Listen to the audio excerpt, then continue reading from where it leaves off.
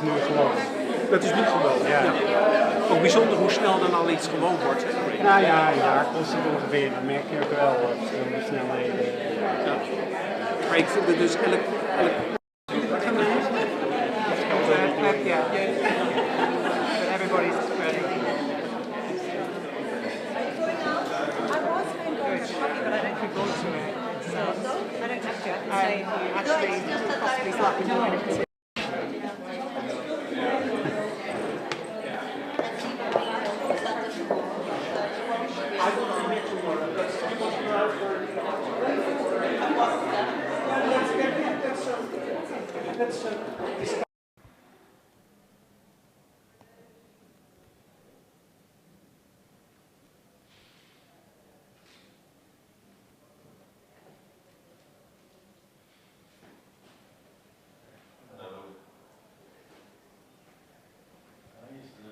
Ja, eerst doen, ja. Ik moet even mijn post. Mag ik dat aan jou vragen voor PowerPoint? Doe maar. Ik moet het niet vragen.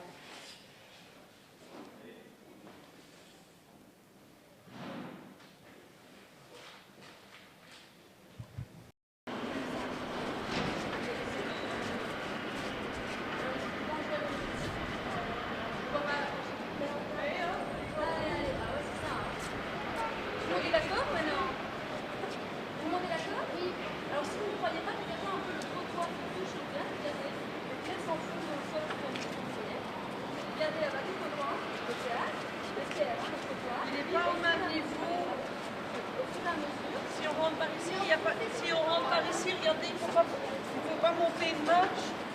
Mais plus on avance, plus il y a une pente qui s'est réalisée. Alors, ils sont enfoncés ou ils l'ont fait exprès? Ils l'ont pas fait exprès. Ce qui se passe, c'est que ce terrain artificiel.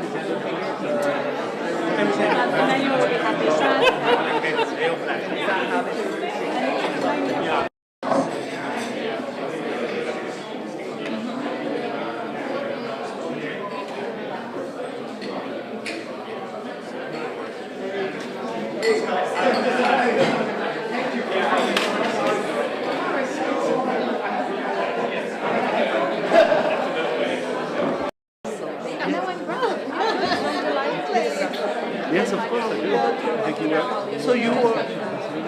Yeah, I know. Good.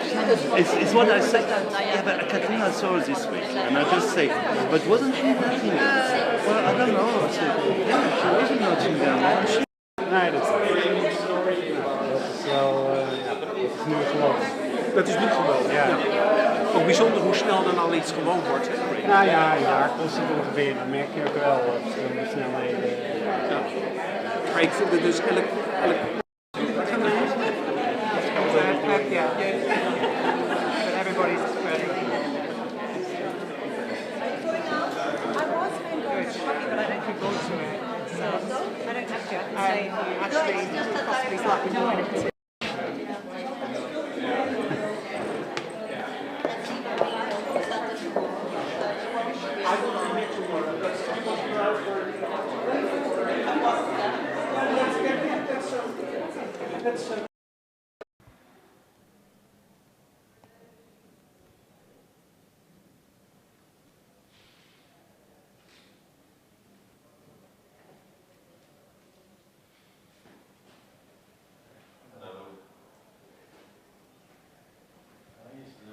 Ja, eerst doen, ja. Ik moet even mijn poot gooien. Mag ik dat aan jou vragen, PowerPoint? Doe maar. Ik moet het niet vragen.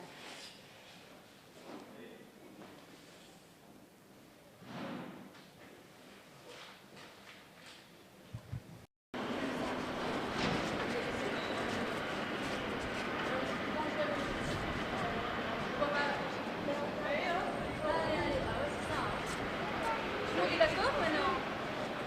Tout le monde est d'accord? Oui. Alors si vous ne croyez pas, regardez un peu le trottoir qui touche au bien, regardez. Peut-être s'enfonce dans le sol comme vous conseillez. Regardez là-bas tout au loin, le théâtre, le trottoir. Il n'est pas au même niveau. Au fur et à mesure. Si on rentre par ici, si on rentre par ici, regardez, il ne faut pas monter une marche. Mais plus on avance, plus il y a une porte qui s'est réalisée. Alors, il s'est enfoncé ou ils l'ont fait exprès? Ils l'ont pas fait exprès. Ce qui se passe, c'est qu'ici, ce terrain à Bruxelles,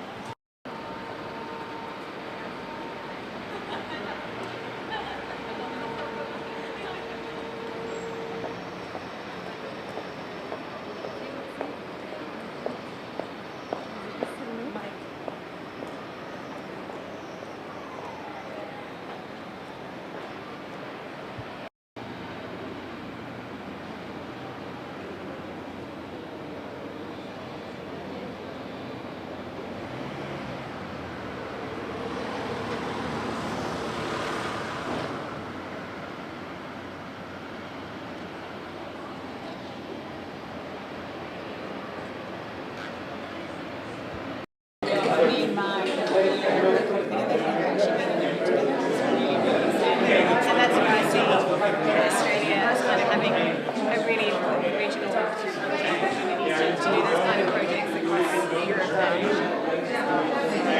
Yeah, it's really nice. But both being used and then you already have this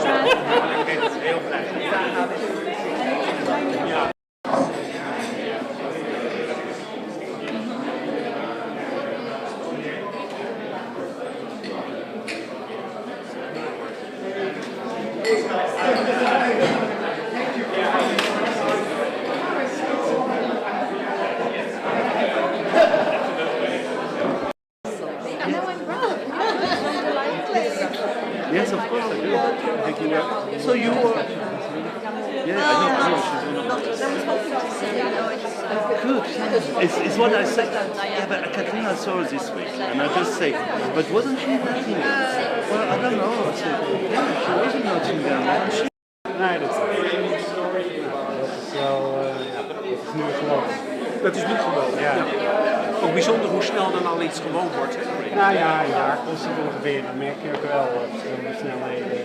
Ja. Maar ik vind het dus elk Yeah.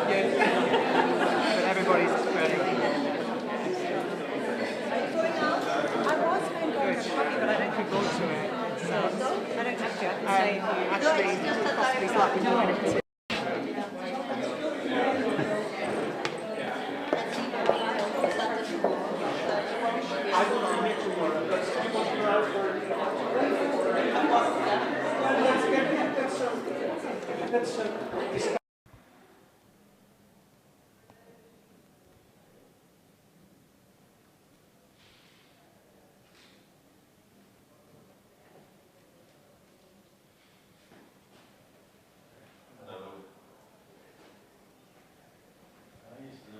Ja, eerst doen, ja. Ik moet even mijn poot gooien.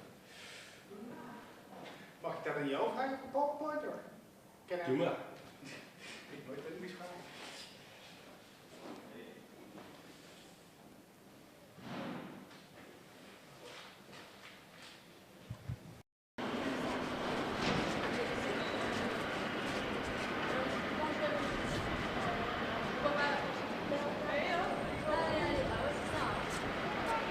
D'accord maintenant? Tout le monde est d'accord? Oui. Alors si vous ne croyez pas, regardez un peu le trottoir qui touche au bien, regardez. Peut-être s'enfonce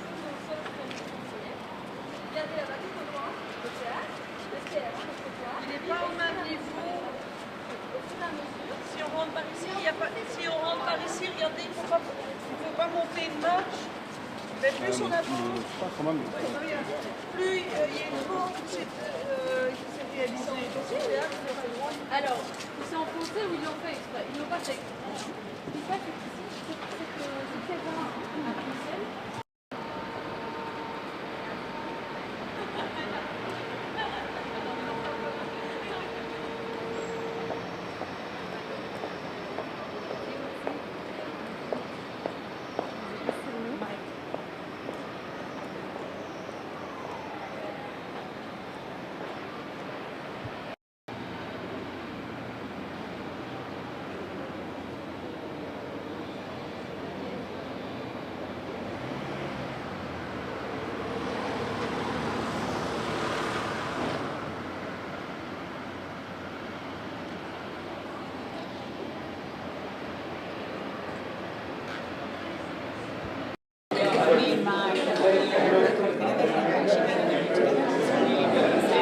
And that's what I see Australia as kind of having a really important regional opportunity to do those kind of projects across Europe and Asia.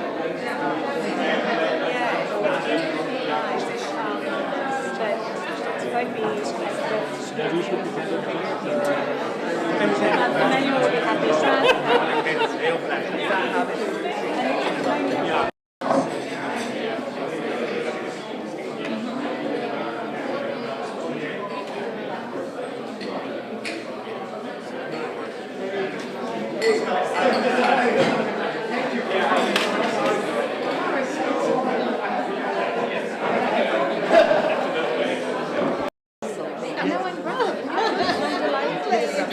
Yes, of course I do. Thank you. So you were... Yeah, I know. Good. It's what I said. Yeah, but Katrina saw this week, and I just say, but wasn't she in Nottingham? Well, I don't know. I said, yeah, she was in Nottingham. Wasn't she? Nee, dat is wel, ja, dat is nu gewoon. Dat is niet gewoon. Ja. Ook bijzonder hoe snel dan al iets gewoon wordt. Hè? Nou ja, een jaar kost het ongeveer. Dan merk je ook wel verschillende snelheden. Ja. Maar ik vind het dus elk Yeah. But everybody's spreading. I was going to go to coffee, but I don't think go to it. So I don't have to. I can say actually possibly slightly more.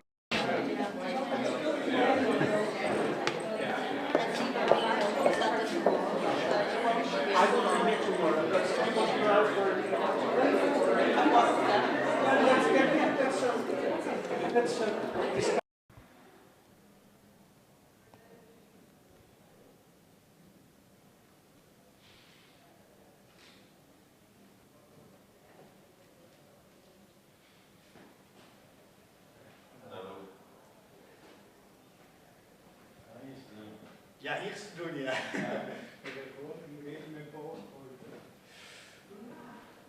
Mag ik dat aan jou vragen op PowerPoint? Doe maar. Ik moet het niet vragen.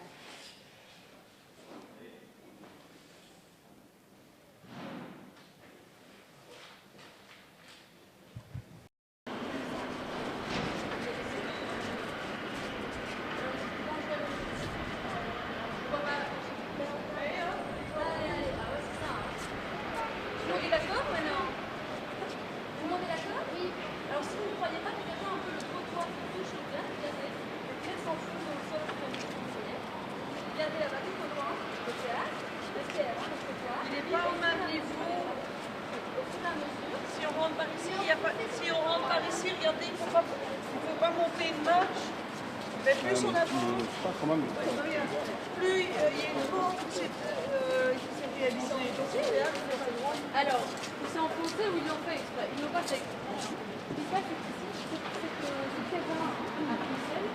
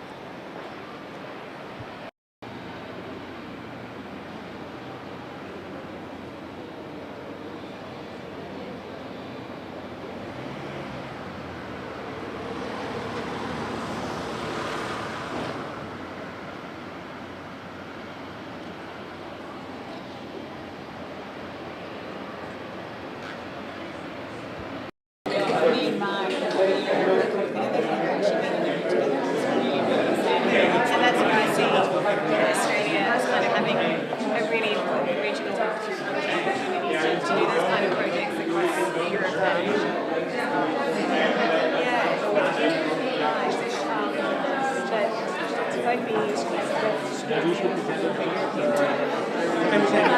will be happy.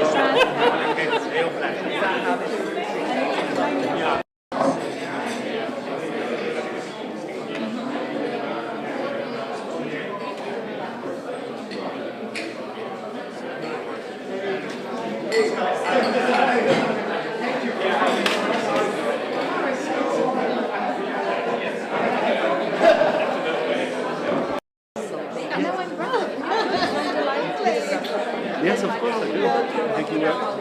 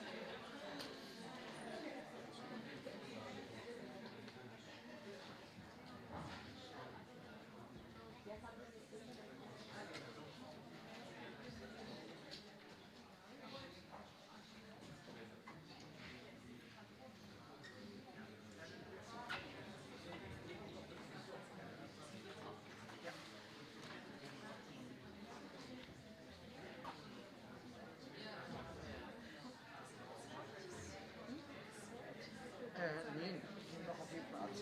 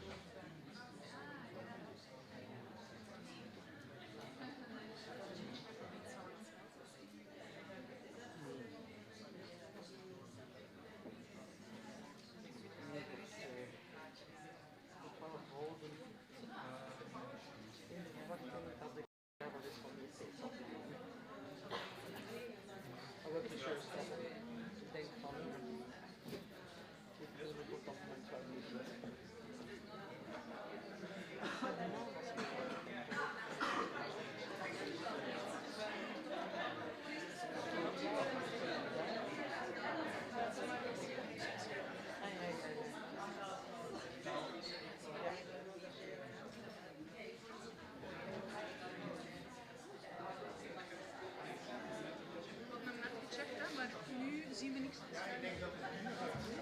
ja. Nee, die is groen. Ah, je moet even hebben.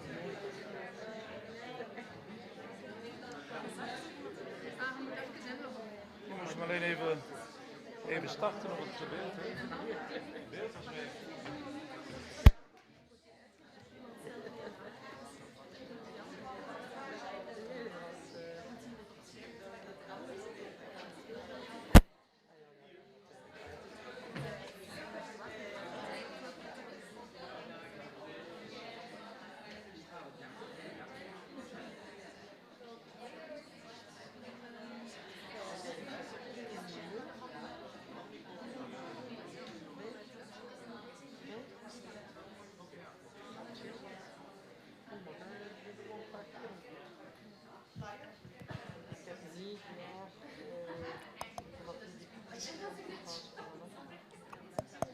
Hallo, hallo.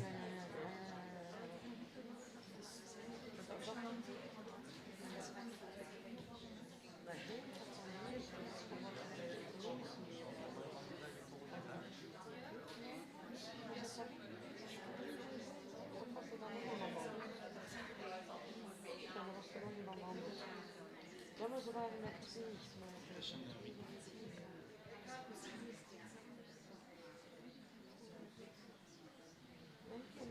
Ja, maar dat is. De eerste periode van de hè? De eerste periode.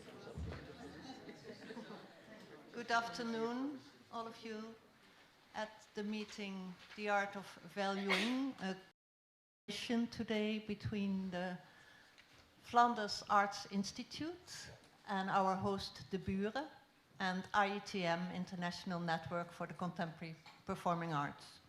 I'm Nan van Houten, the Secretary General of IETM, and I'm happy to have you all here. Amongst us are 50 people, decision makers, policy makers, funders, representatives of arts councils and ministries of culture that will continue tomorrow to discuss the art of valuing and the value of arts. But today we will concentrate on the value of arts. For the last decades, the term measuring has entered and sometimes even dominated our discussions on arts and cultural policy. And We have measured the numbers of audiences. We have counted the representation of lower income groups, cultural minority groups in the audiences, and we have calculated the economic impact of the cultural industry. In my mother tongue, we have a fixed expression that says, measuring equals knowledge, meten is weten. The question today and tomorrow will be if the yardstick is indeed the best instrument to deepen our knowledge on the value of culture, and if we use the right indicators and the right methodologies to really get to know the impact of our cultural life. For that reason, I'm very happy to introduce to you a person that dedicated his scientific career on the role of arts in society. His book, called De Waarde van Cultuur, The Value of Culture, has been warmly welcomed both in the Netherlands and in Flanders. Today, the Flanders Arts Institute posted an English summary of this book online. After this afternoon session, you will be able to see all the other publications of Pascal Gielen that will be on sale downstairs. But now I'm very happy to introduce to you, give him a warm welcome, Pascal Gielen.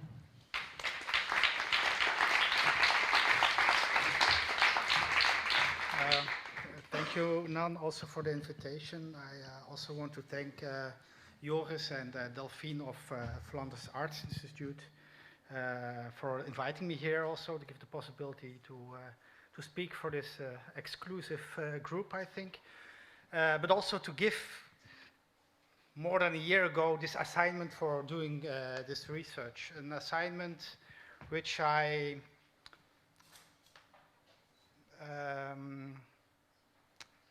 had doubts with. And immediately from the beginning, because also there the question was from a lot of art centers in Flanders, the question, what is the value of art? Of course, they had in mind immediately what is the effect of art in several fields. You will see also in my lecture this ambivalent stays in my lecture. But we gave also in this research a kind of twist to this whole idea and obsession sometimes I see of measurement. And maybe before I start to frame a little bit my lecture, two things. One side I will go into the report, the research report we did, a kind of inventory of all kind of evidence-based things which were done on research in the field of culture all over Europe. We made a kind of inventory of this. We had 3 months to do this, 30,000 euros, 3 months to collect all the stuff.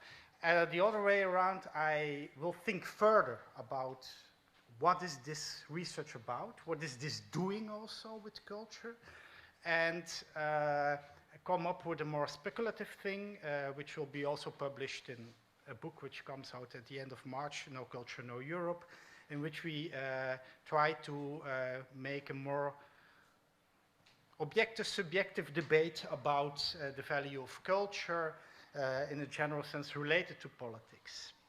And I mix those two things today in my lecture. But first of all, very basic. When we talk about culture, and we get that, so can you do research on the value of culture? The first question, of course, is very basic. What is culture about? You have to decide as a researcher, what are we talking about when we talk about culture? And so, and now go in a very classic academic definition of what culture is for us. And I think this is very important to start with, because otherwise you can't understand what we measured or what we, how we search for the for the inventory and what we did not see in the inventory. So for us, culture, we define it very basic anthropologic way of life. It is for us, culture is are the 3 cups of coffee that I need every morning to get up. That's my culture. That's a kind of thing you need in life. Others don't need it in life. In the Netherlands, I know it's more tea, etc. But this is culture. It's your way of life. It is something what is given from you from birth as a little child by your parents, etc. Education, etc. But what is an important function of culture, I think, is giving meaning to your own personal existence in society. Who am I?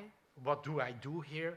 And what is this society around me doing? This is the main, I think, important function of culture and how we defined this culture.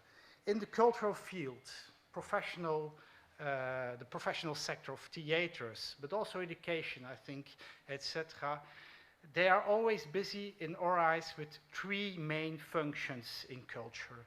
And the first one is what we call socialization. Socialization, to say it very blunt, means bringing people in a social order. Let them understand the social order. You could call it social integration.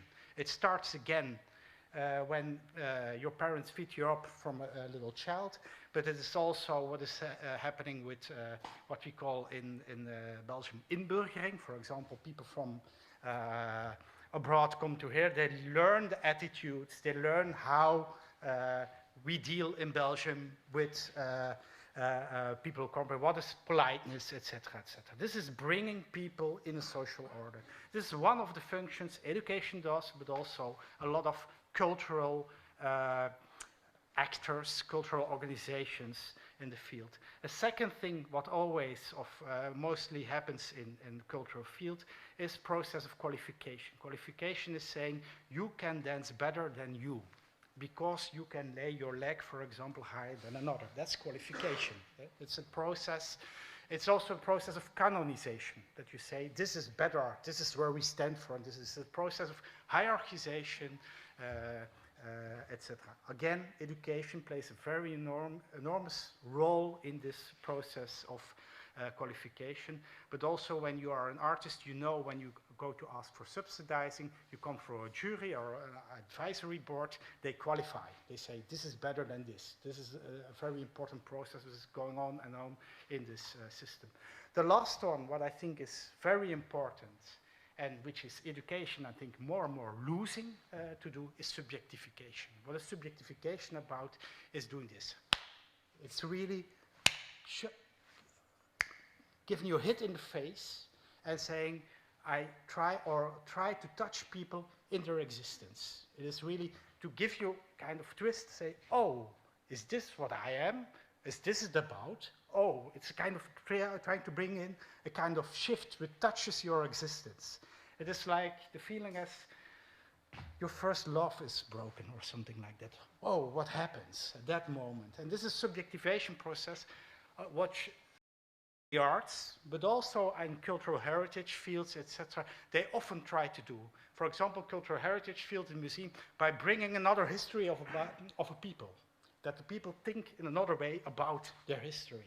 This is this process of subjectivation. So subjectivation is not only for me on the individual level, it's also on the collective level. You can subjectivate groups or bunches even. You can. This is a very important process. I think those 3 are the main functions of culture, and this is also what we looked at when we did our research or inventory on culture.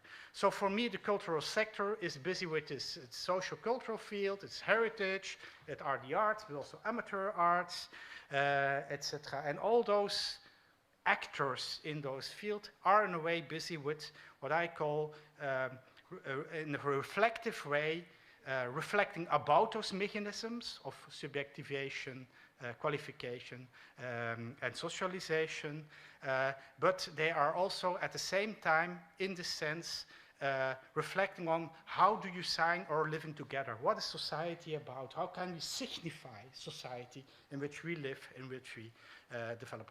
What are the important values we want or not want, etc. So, in a nutshell, what culture is doing and what the cultural field is doing is at one side giving people measures to measure their life, the cup of coffee I need every morning, or the rituals you need in a lifetime, etc.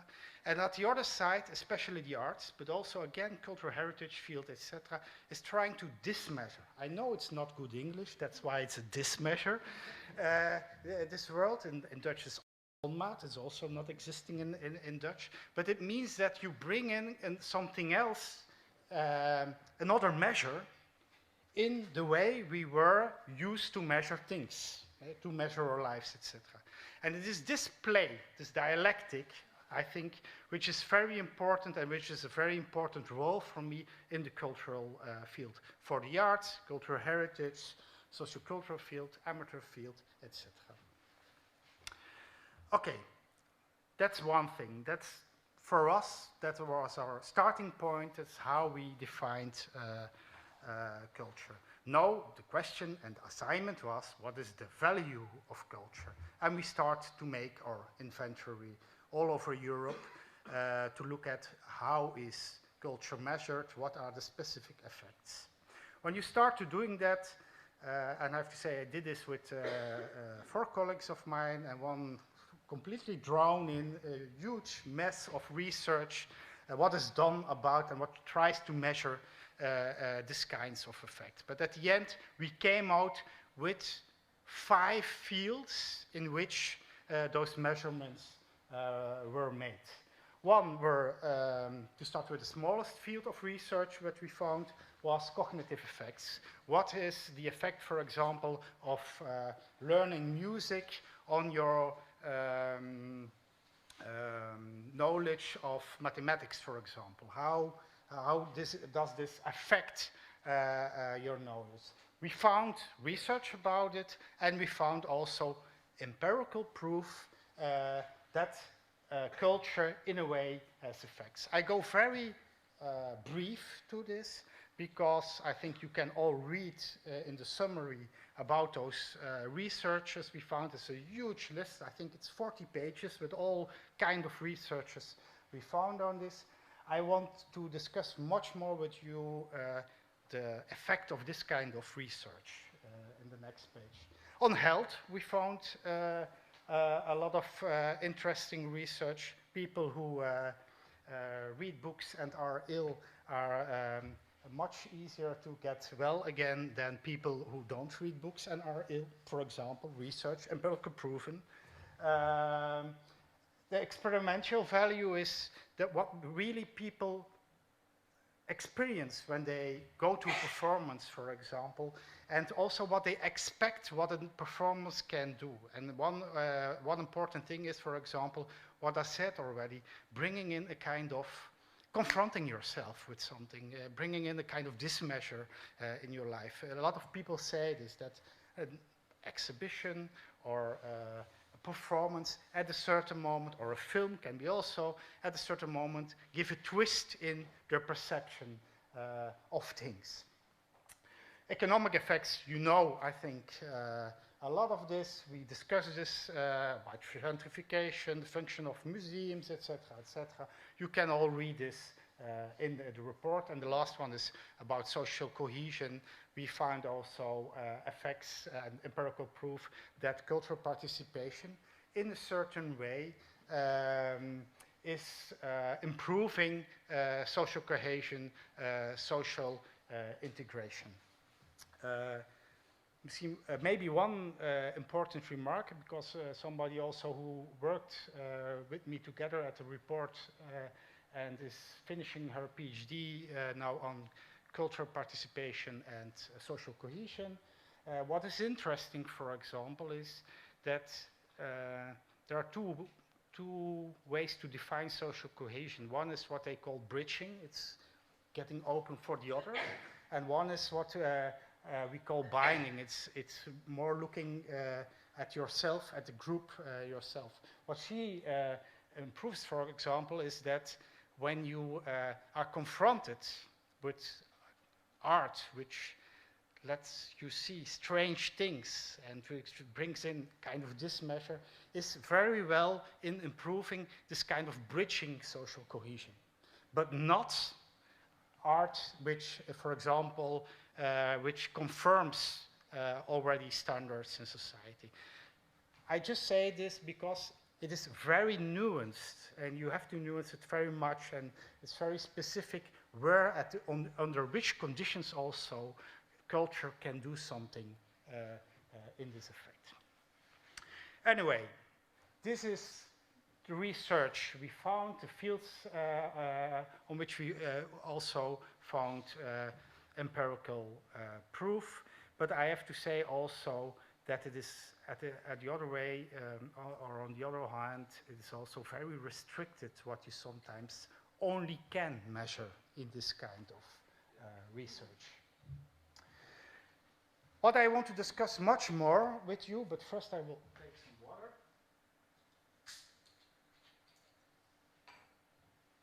Is more what I think, what this research does, what the effect of this research is, and also what the restrictions of this kind of research does, and what it does with also the notion of value of culture. First of all, when you only focus on empirical research, and empirical results, you always are confronted with what I call the causality doxa. This means there is kind of origin and there is an effect, and you have to, in a way, as a researcher, deal with this. When you deal with this with culture, it means that you are always bounded to an event.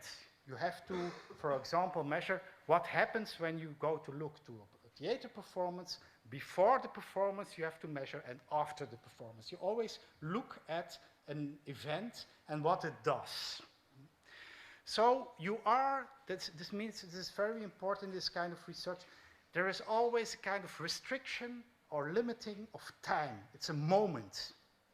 Before and after the museum was built, for example, before and after the festival.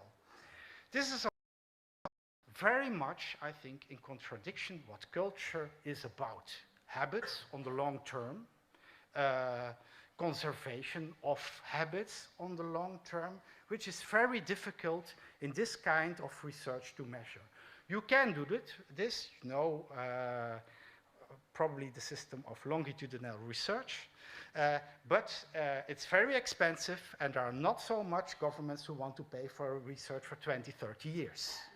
But culture is about this. It is really about embedding things on the long term. So the problem with all this kind of, most of this kind of research is that it only measures a moment in time and can say almost nothing about what culture is about on the long run. So it looks at clock time, not at what I call the embeddedness of time, the embedded time you need to get attitudes, etc. You isolate also an event. It's an event and you measure it before and after. What happens with what this performance does, etc. So this means also that in this research, immediately culture is decontextualized. It means you take something and one moment out of it, but you don't look at the general effect on the long run. So you measure indeed, but what is very difficult to measure is an experience on the long run. And how can you measure this? How can you do research on this? This means also, in most of all this research, looking to health, economic effects, etc., value becomes immediately kind of systematic function. It is reduced to a function. What does the performance do? Which effect has it on? So it is reduced or redefined, re-articulated as a function. While a value is something general, on the long term you have. And this I borrowed from a colleague of mine. This is in fact what this research is doing. It's reducing sex to reproduction. It is only counting the kids which come out the process, but it is not looking, or it has very much difficulties to look at feelings, trust, what is necessary for sex, I think so, pleasure also, I hope so. All those kinds of things are very difficult to measure. The only thing what this research is doing is, again, counting the kids, how many kids came out. This is kind of quantification of those values.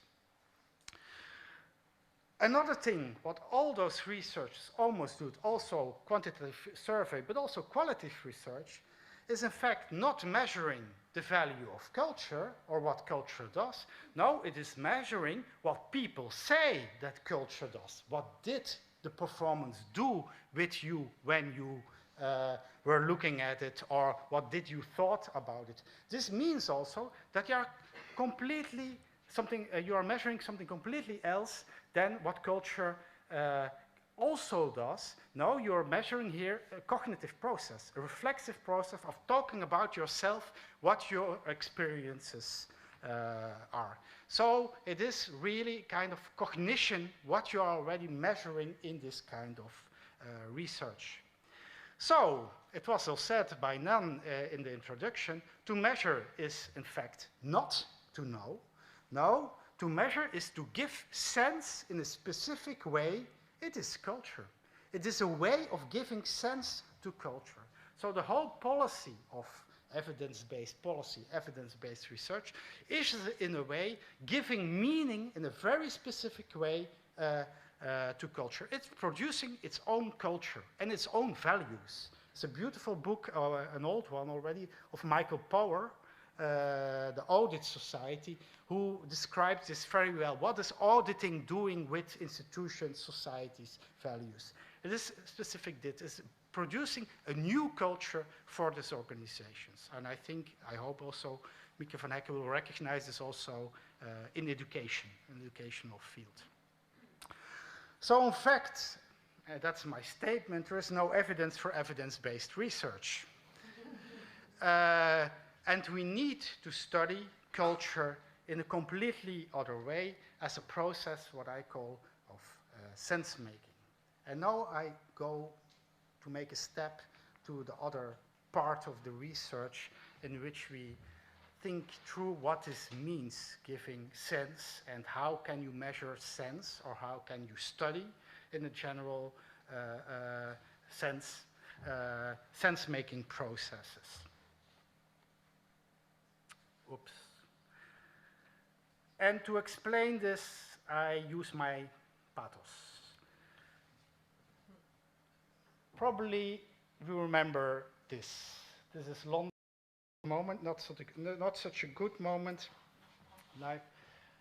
And I will talk about this later, about this picture, what is the meaning of this picture, but there was a lot of discussion, you know, by politicians, mainstream politicians at that moment, the same moment or a little bit before in the banlieues of Paris.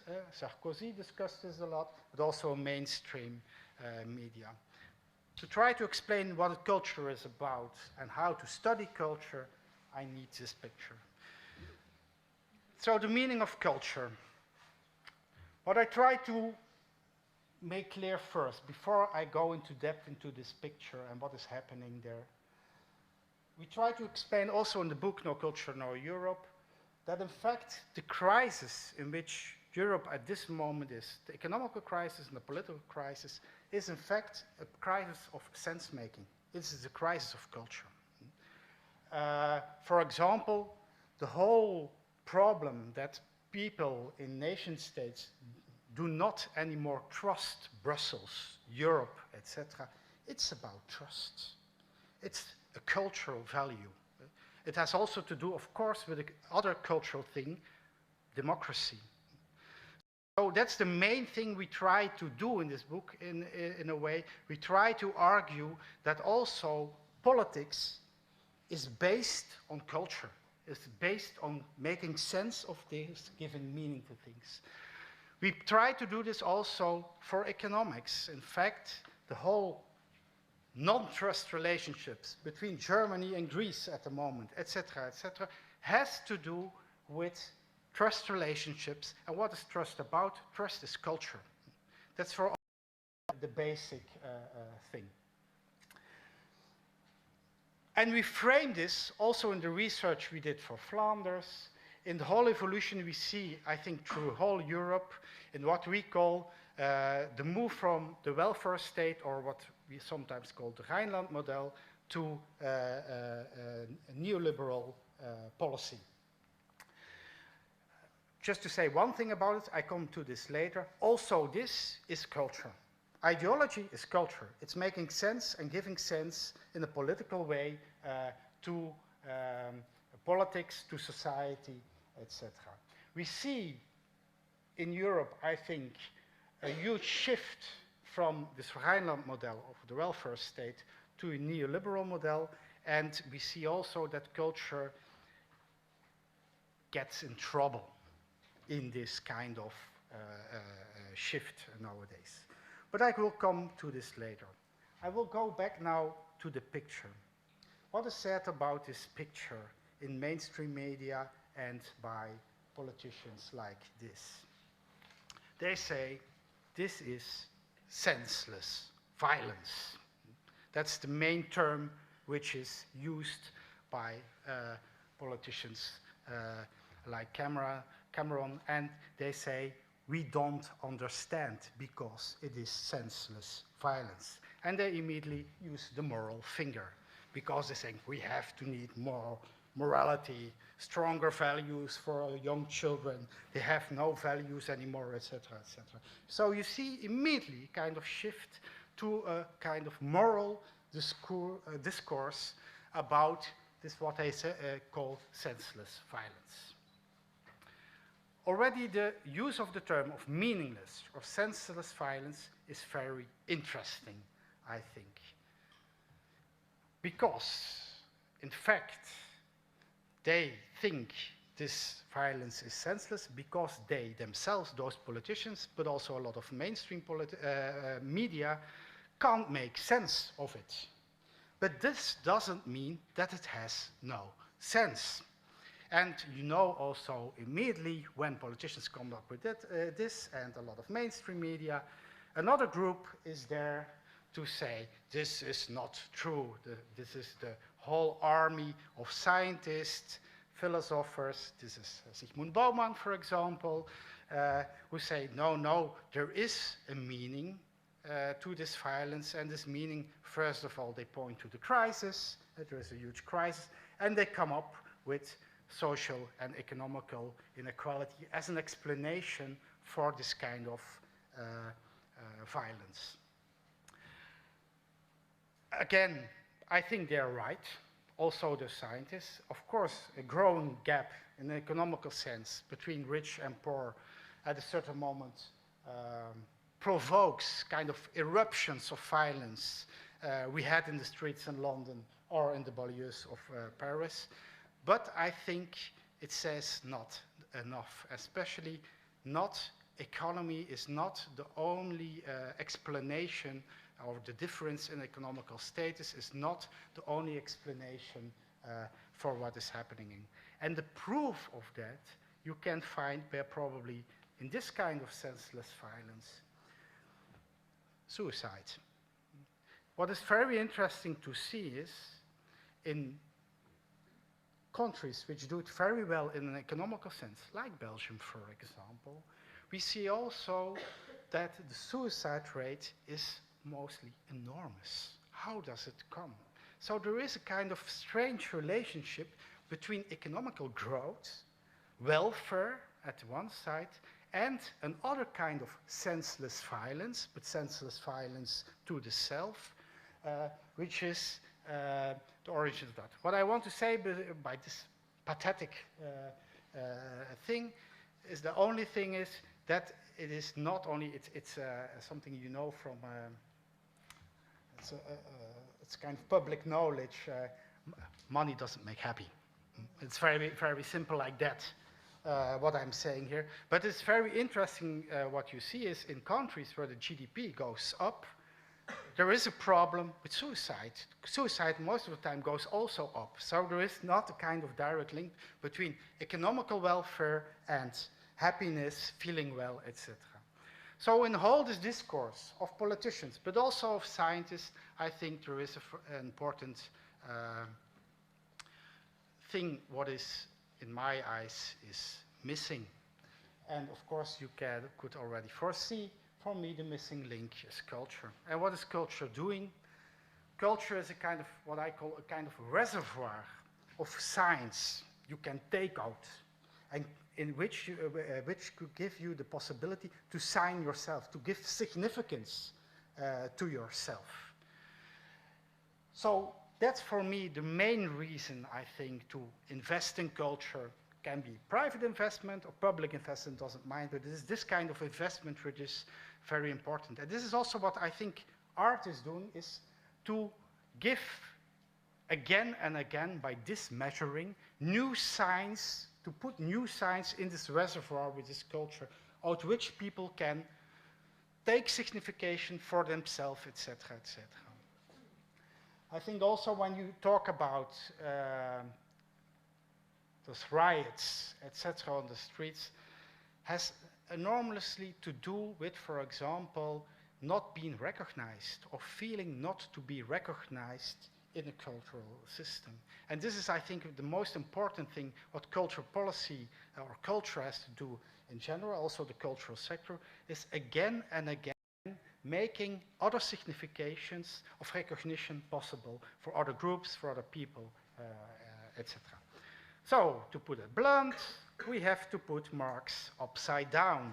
It's not economy which is the substructure of society. No, it's culture which is the substructure. It's the fundament on which we stand and with which we give signification to our own lives, to our society, but also to economics, also to politics, again and again and again. Okay, last slide. We make another step, and that is something what we do also in the book No Culture. We try to discuss politics. And I said already before, we see enormous shift nowadays in European, on the European level, but also in nation states in Europe, a shift what we call from the Rhineland model or the welfare state to neoliberalism. And what we also see is, of course, especially neoliberalism, that it takes, like communism, it's very interesting to see, also the economical structure as the substructure of society, foundation of society. What we try to argue, not to prove, it's very difficult to prove, but to argue in this book is that we have to inverse this reasoning and have to say that culture is the basis of society. And what do we mean by this? We mean by this that when you want to have a kind of strong Europe, etc., you have to build up what we call, and I know it's a little bit fashionable, a kind of commons, general commons, a common culture. It's not a shared culture. The commons means for us a kind of place where you can fight with each other, discuss with each other what your culture is. You can take position in the commons again and again. These places, those places of dissensus, debate about what is your identity, what is your culture you're standing for, is are very important spots, I could say it, or fields you need in a region which is called Europe to build up a kind of cultural coherence in the system. And this is, I think, in my eyes, the most important thing to invest in culture, to return this whole system of economical thinking in cultural thinking, also about, again, politics, economy, etc. I think I stop here.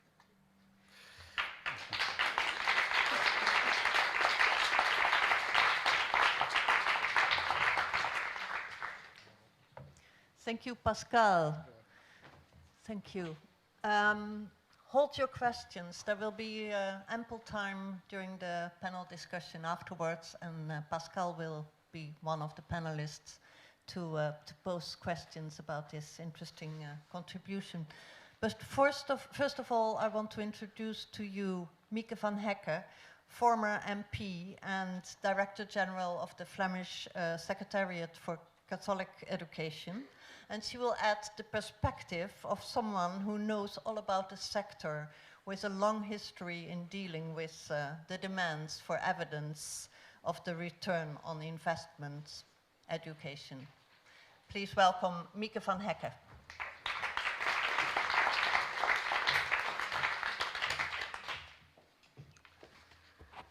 Learning to learn.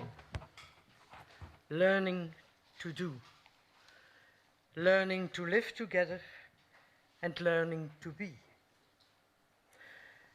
I'm sure, but I hope, that no one will blame me for translating the theme of today's conference into the educational context. Not only is this my field of expertise, but due to its specific target group, children and youth, education is extremely sensitive to changes in society in two ways. Via youngsters, trends, and therefore the reality of broader social evolutions enter the educational sphere. Moreover, young people challenge the education system. A system who is a guide in the process leading from childhood to adulthood. They challenge to make room for new realities, but also to critically adapt to the social currents and even to go against those social currents. The touchstone must remain the useful definition of the task of education that I cited at the start, and that was articulated by a UNICEF community headed by Jacques Delors in the mid-80s. I repeat, learning to learn, learning to do, learning to live together, and learning to be. The first two tasks, the transfer of knowledge and the teaching of attitude and skills, are educational tasks in the strict sense. In giving form to the other two, the point of intersection with the domain of culture in the broad sense, and I'm happy to hear last the definition of culture that is given by Pascal Gielen. In the broad sense of that word, the connection between education and culture is clear. In learning to live together, educational institutions become training grounds for preparing young people for a democratic, tolerant, and inclusive model of society, and for inviting them to do their part in realizing this ideal. In learning to be, the goal is to contribute to the overall development of the person in all aspects, from resilience, leadership skills, and creativity, to the discovery of beauty, being open to the wonder, and the quest for giving meaning to life, to their own life. On my professional path, I experienced that a number of social trends, however, inhibit or even prevent the implementation of these two last tasks.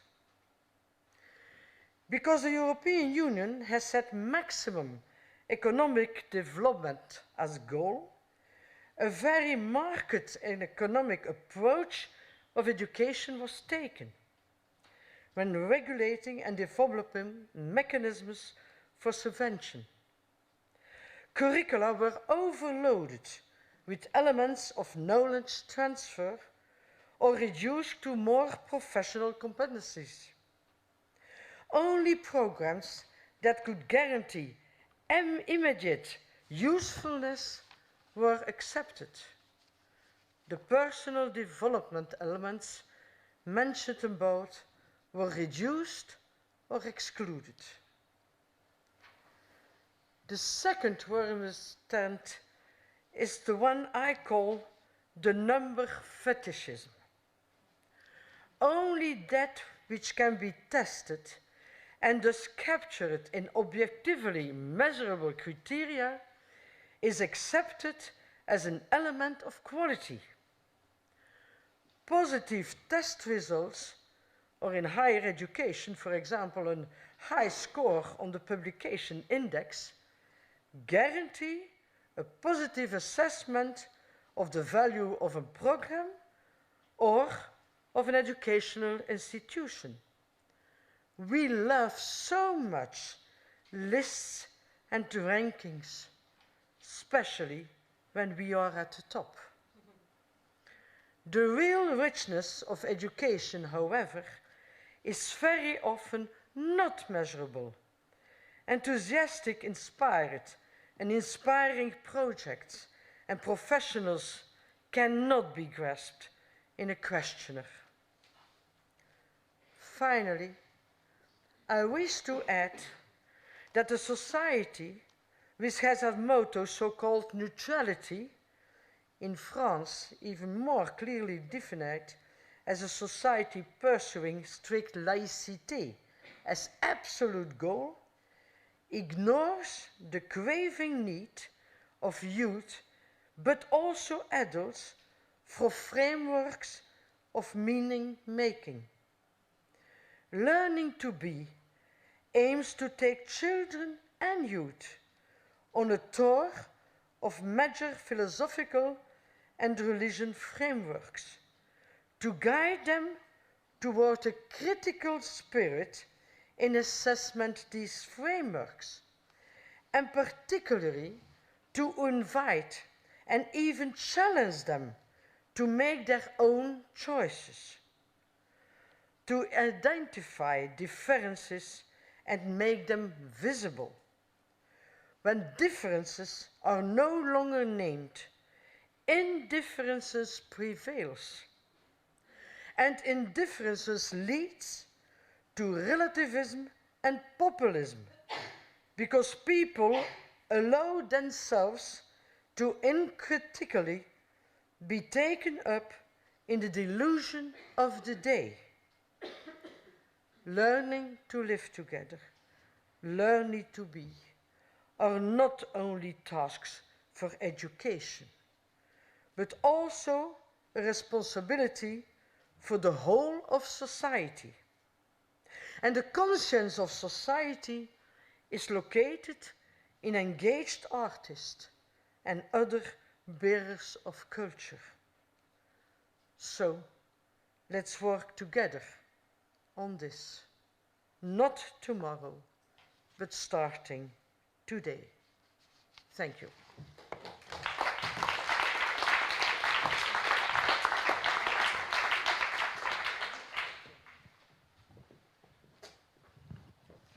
Thank you, Mieke van Hekke. I now want to invite our panelists of today, coming from all different angles of Europe, to reflect on what we heard so far. And I pass the mic to Diane Dodd. She's the European coordinator of an important global network, the Network for Arts Councils and Ministries of Culture. We have a fact sheet of IFACA, which is the name of this network, and we will distribute it to you afterwards. May I have your welcome for Diane Dodd? Hello, thank you. Could I invite my panelists up, Peter, Abigail, and Mercedes, and I will introduce you first. I have to say, while they're coming up onto the stage, Pascal, you're a very brave man. There is no evidence for evidence-based research. And you're saying that to a room full of people, or I would say the majority of which actually produce or try to produce evidence-based research for a living. So you're very brave. And I have this kind of feeling, I don't know whether to hug you or turn my back on you, because it's one of those things we're always grappling with. But in any case, I'm going to come and stand in the middle here. I think both of you have raised some very poignant questions. And before we get into the nitty-gritty, before we get into the nitty-gritty tomorrow of really delving into whether we can produce evaluation that is relevant to our sector, I think it's very good to go back to the fundamental of what are we doing this for? Should we be doing it? Can we do it? And I think that you've raised lots of questions for me. Does evaluation lead to competition and thus, or worse, strip us of our autonomy? By introducing efficiency, measurements, targets, are we losing control of our sector? And I think we're all aware that it's very difficult to translate inspired or inspiring projects, as Mika mentioned, in just a questionnaire. So I think we're here to really delve into this and to see how we can represent our sector much more efficiently. I'll introduce, now that they're all mic'd up. More or less. I'd like to introduce the respondents, this panel, that come from different parts of Europe. Mercedes, Giovinazzo. I knew I couldn't pronounce it. I've been practicing all morning as well. Don't worry. From InterArts Foundation. InterArts Foundation has been working for many years on research and action research, making the case for culture. So I'll be very interested to hear Mercedes' response. Peter Inke, if you don't know him, he's from the Budapest Observatory. They have been observing, I don't know how many years now, Peter? 12. 12 years 15. observing the role of culture and cultural policy, particularly in Central and Eastern Europe, but vis-à-vis what's happening in Europe. So looking at where they stand and where they position themselves. So it's certainly somebody who's been measuring for some time now. And Abigail Gilmore from Manchester University, head professor and... senior lecturer, Diane, but thank you anyway. Oh, right. I've just promoted you. So Abigail has been working very hard on looking at this subject of how you get to the intrinsic value of culture. And I was very surprised and delighted to see you mention the analogy about sex and kids. Because later, Abigail, who I'm going to ask actually to come last now, so that you'll all stay to the end, is going to put the love into the sex. So none of you are going to leave now, are you? So that's good. So instead, I'm going to ask Mercedes to start. Okay. And I'd like you to respond to Pascal's keynote as best you can. I know you can, because you come from the Council of Europe originally, and if that's not a cultural project, I don't know what is. So I'll hand over to you. Thank you, Diane. Thank you to the organizers, and thank you, Pascal, for your introduction. I had the chance to read the summary in English because I don't read Dutch, so I have not had access to the full book, but I did read the summary, and I'm looking forward to reading the book. I was asked to respond from a southern perspective, whatever that means. I guess that it's the PIIGS countries. I represent at least 2 of those, being half Italian, half Spanish, and working in Spain. It's a label which I don't particularly like, but that's it, at least in geographical terms. I have tried to structure my thoughts, and I will do my best to comment on your approach. I have to say, as a starting point, that I fully agree with your underlying assumption that no Europe, no culture, and that if this is a crisis, it is also a cultural crisis. I understand that crisis understood as a turning point, a moment of inflection, what psychologists call the transformation phase or phase transformation, means that one is getting prepared for something else, but one doesn't know what is coming afterwards. And as psychologists put it, the closer one gets to the inflection point, the one gets even more and more anxious, even more and more frightened, even more nervous, violent, etc. So that, I think, is also a measurement of the moment that we're going through. Your image is quite specific about that.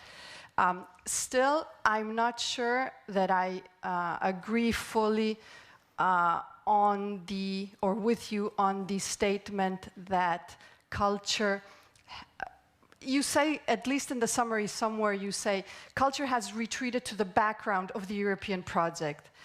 That's true, but it has always been underlying the European project, and that's Diane's tongue-in-cheek comment.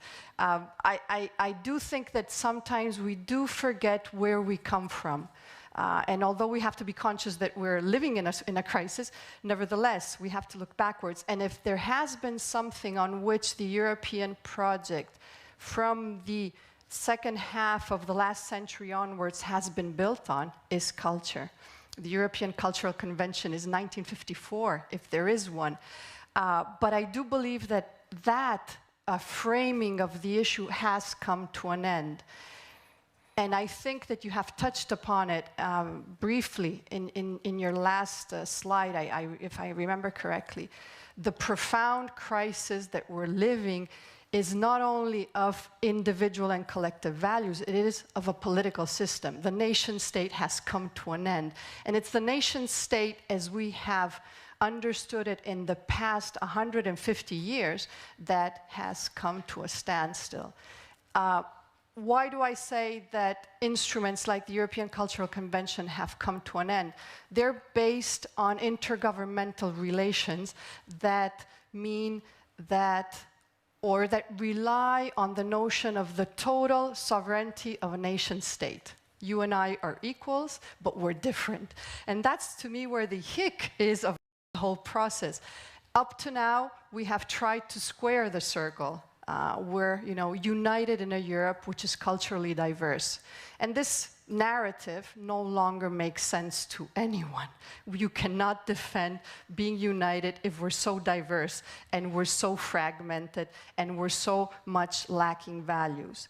This is the first thing, the crisis of the nation state. And the second thing, coming from a Southern European, I think that we lack the notion of public space.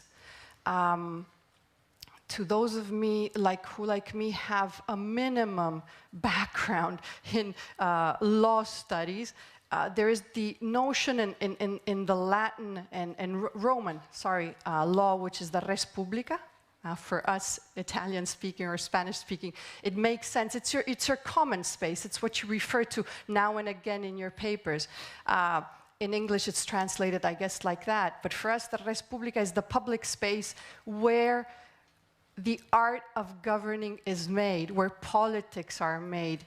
Either there is a public space where governing can be thought through and out by everybody who shares that public space, or otherwise we're vowed to a failure as well. There's a Spanish philosopher, Daniel Innerarity, who says that what is at stake for the European project is being less an interested Europe and rather an interesting Europe for its citizens.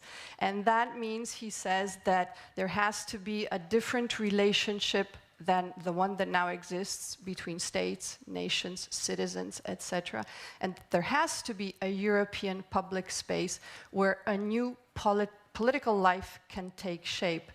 And that, I think, is absolutely fundamental, and that's where culture plays a role. Intrinsic value, instrumental value, I don't want to go into that, might do so later, but nevertheless, it's not so much whether culture has an intrinsic or an instrumental value, it has both, and culture has been instrumental to politics throughout history. It's always been instrumentalized. It depends by whom and to what end. And still, just to finish, again, I think that I perfectly agree with you. Either we make sense through culture, we're capable of, and I like your word, although it doesn't exist in English, this measure. Huh? Culture has to be capable of provoking a certain imbalance in what already exists, and possibly part of our responsibility as people who work in the cultural sector is taking up the role, taking up the responsibility, of fulfilling our duty and our obligation as citizens.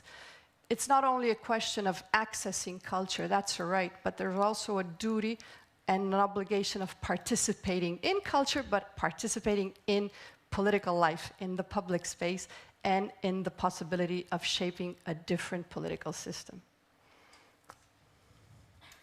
Thank you. That's what I had to say. I think that deserves an applause. No. Thank you. Okay, Peter, no evidence for evidence-based research. What do you think about that? I have always been advocating for evidence-based research, and especially evidence-based policies. And you are right, Pascal, that it has been a hype lately, so much talk about evidence-based, the necessity of evidence in policy decisions. However, there is a paradox, which is clear, that in spite of this talk, there is very little fact that there has been increasing amount of decisions based on evidence. So mostly evidence is, well, this talk is, well, lip service in a way, and legitimation and justification of decisions.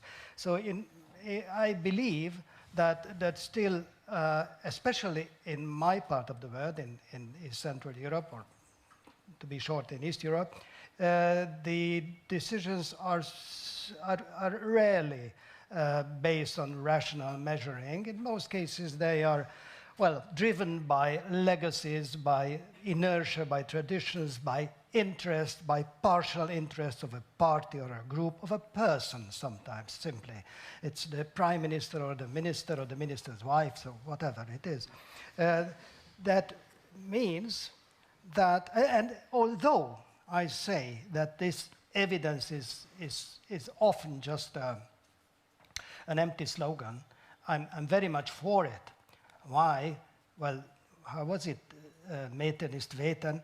But first of all, measuring very often is able to attract attention. It thematizes. So these rank lists that you were criticizing, they are good because they reach the media and the attention, and it is very much needed that there should be attention on culture, on cultural issues, on discussions, especially again in Eastern Europe, where there is such a deficit of public discourse and public discussions and pressure from the civic society on the political sphere. So all this enables or makes it easier to discuss if it is brought to attention, to light. And also, facts.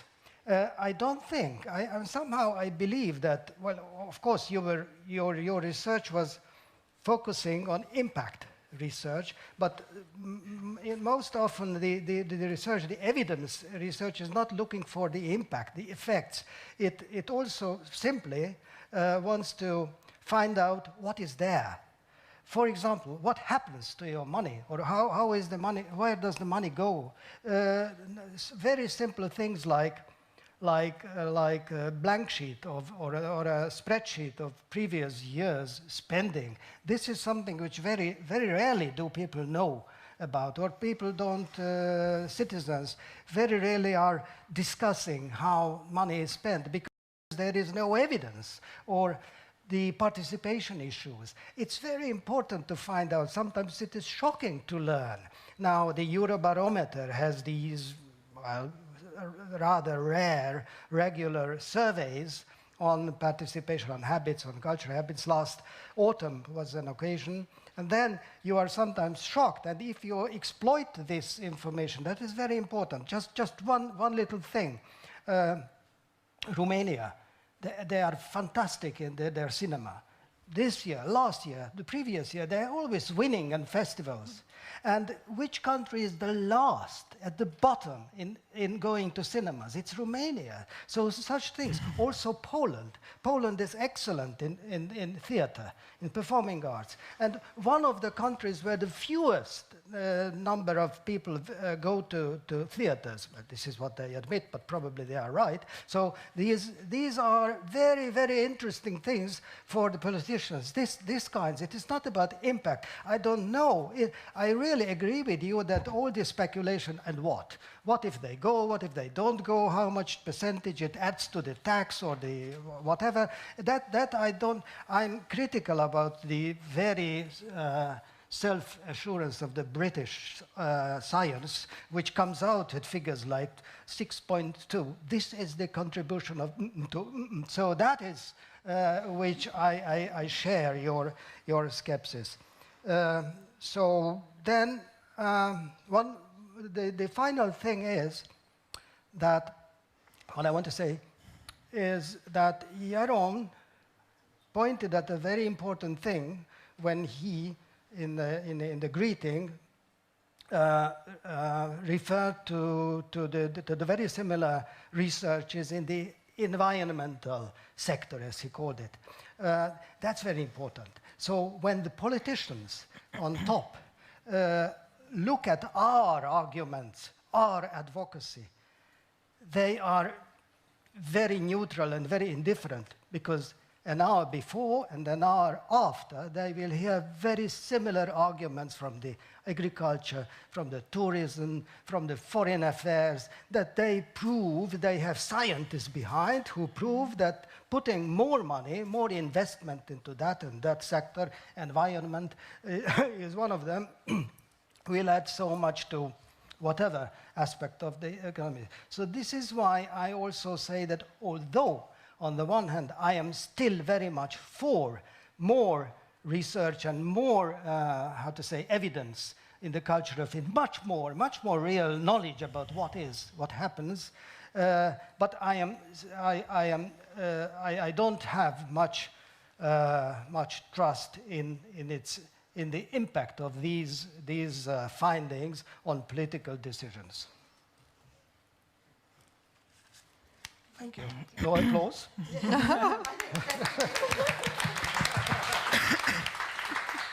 I'm just sad, the pessimism at the end. Yes.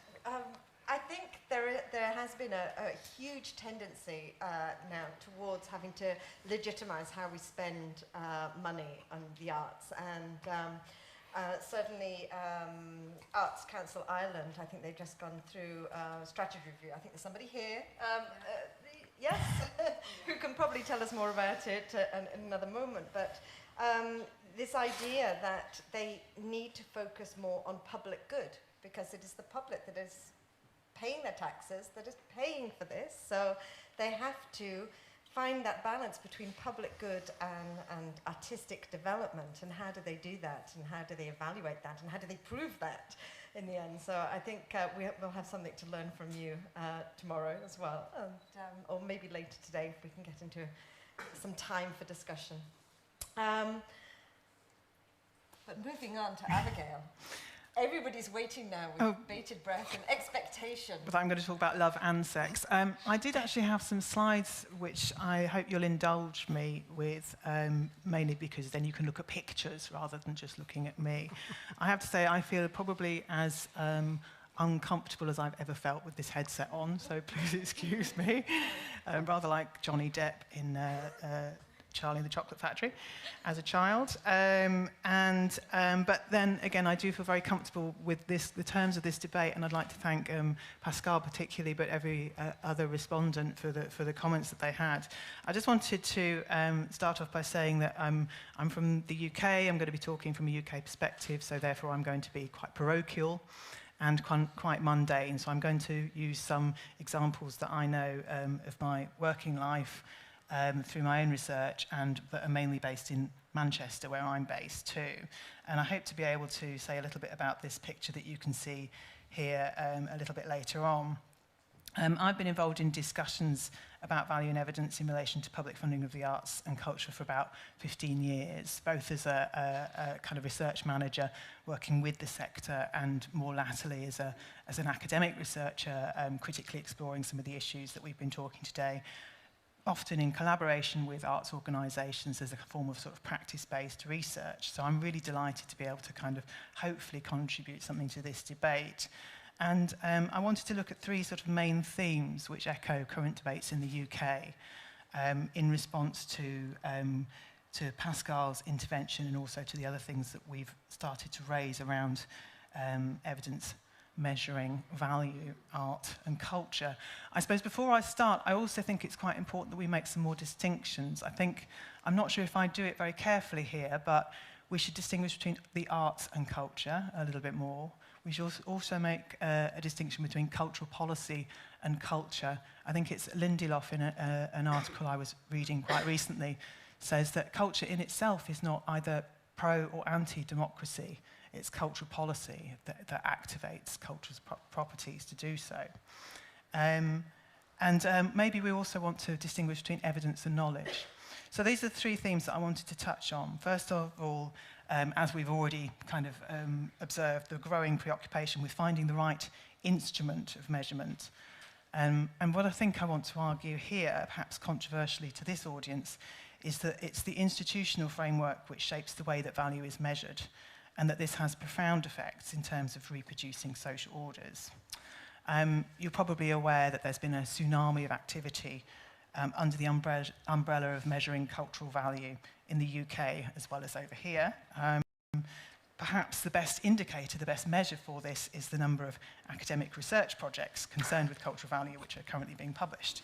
So we have the Warwick Commission on the Future of Cultural Value, which is being launched today. It's already been launched, parallel launch to the Flanders Institute, Arts Institute Research. And we also have the £2 million Arts and Humanities Research Council Cultural Value Programme, which will be reporting later on this year. So the first theme is about measurement. Second theme is about the role of artists and the value of arts.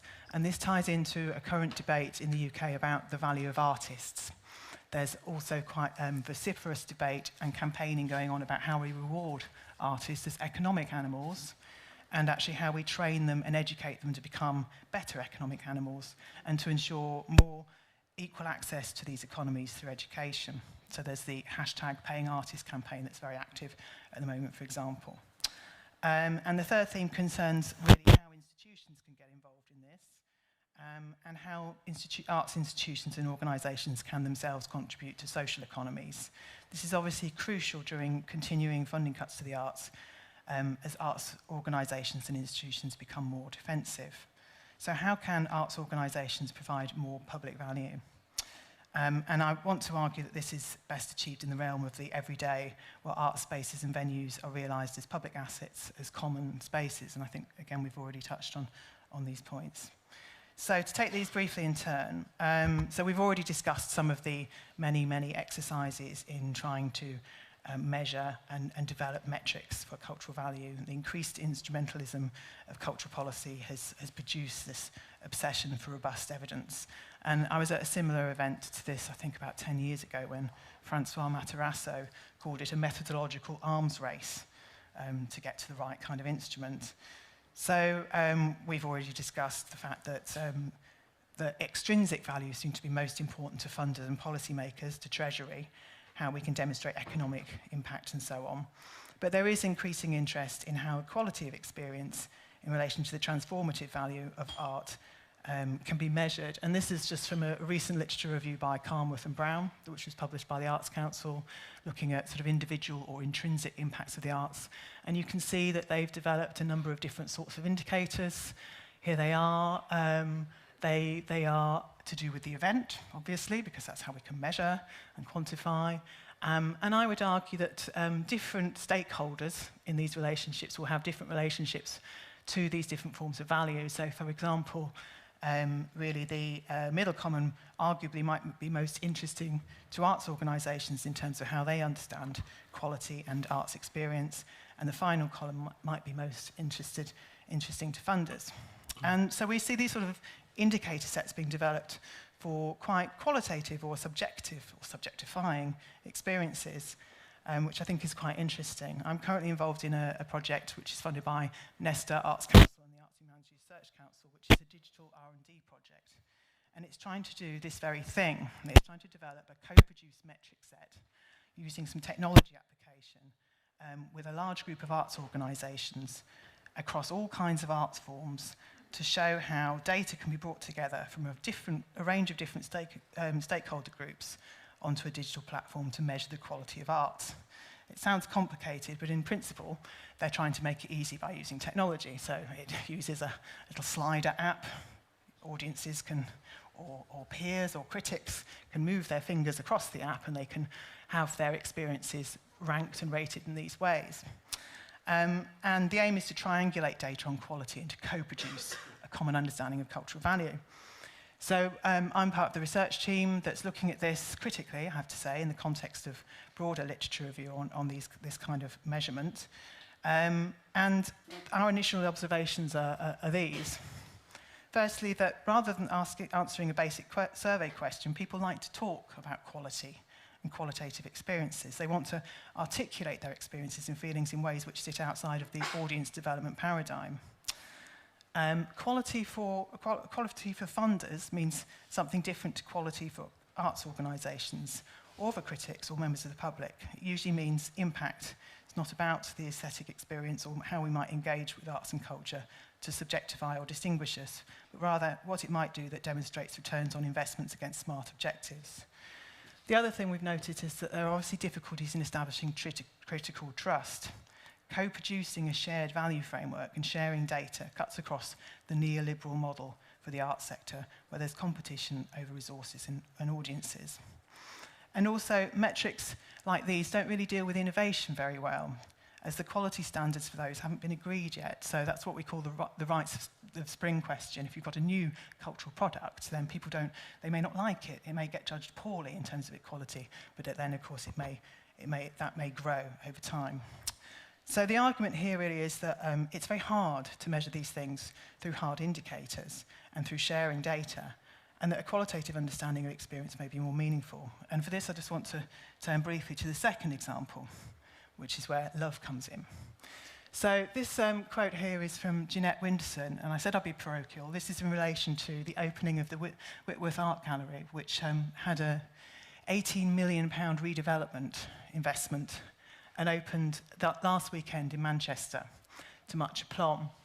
Jeanette Winterson is a novelist and our professor of creative writing, and she talks about art and creativity in relation to love. She talks about it like falling in love. It's a disturbance. It's a reordering of existing material. A happening of art renews, replaces, and renames the tired old cliches. Love changes, art changes us. Now, this is quite pragmatic. The building wasn't ready in time. They had to move the opening. It happened to be on Valentine's Day. They tied it into love. It's all very good PR. But Winterson does go on to say, to explore the roles of artists in helping us to look and act differently, and how she talks about how they remove us from the instrumental of the everyday to create space for different kinds of cognitive behaviour and intrinsic experience. And I think this is possibly where the dismeasure comes in. And it reminds me also of some work by Lynn Froggatt, a social psychologist, who talks about this idea, the property of the aesthetic third. The aesthetic third is how art can transform people's lives and how socially engaged practice really works. It's a medium, it's a third for transformation because it allows a critical space where people can come together, where the producer and participant meet, and where they can take risks and avoid judgment, as no one agenda is privileged. And so I think it's this capacity of art and artist, which Pascal refers to partly in terms of dismeasure.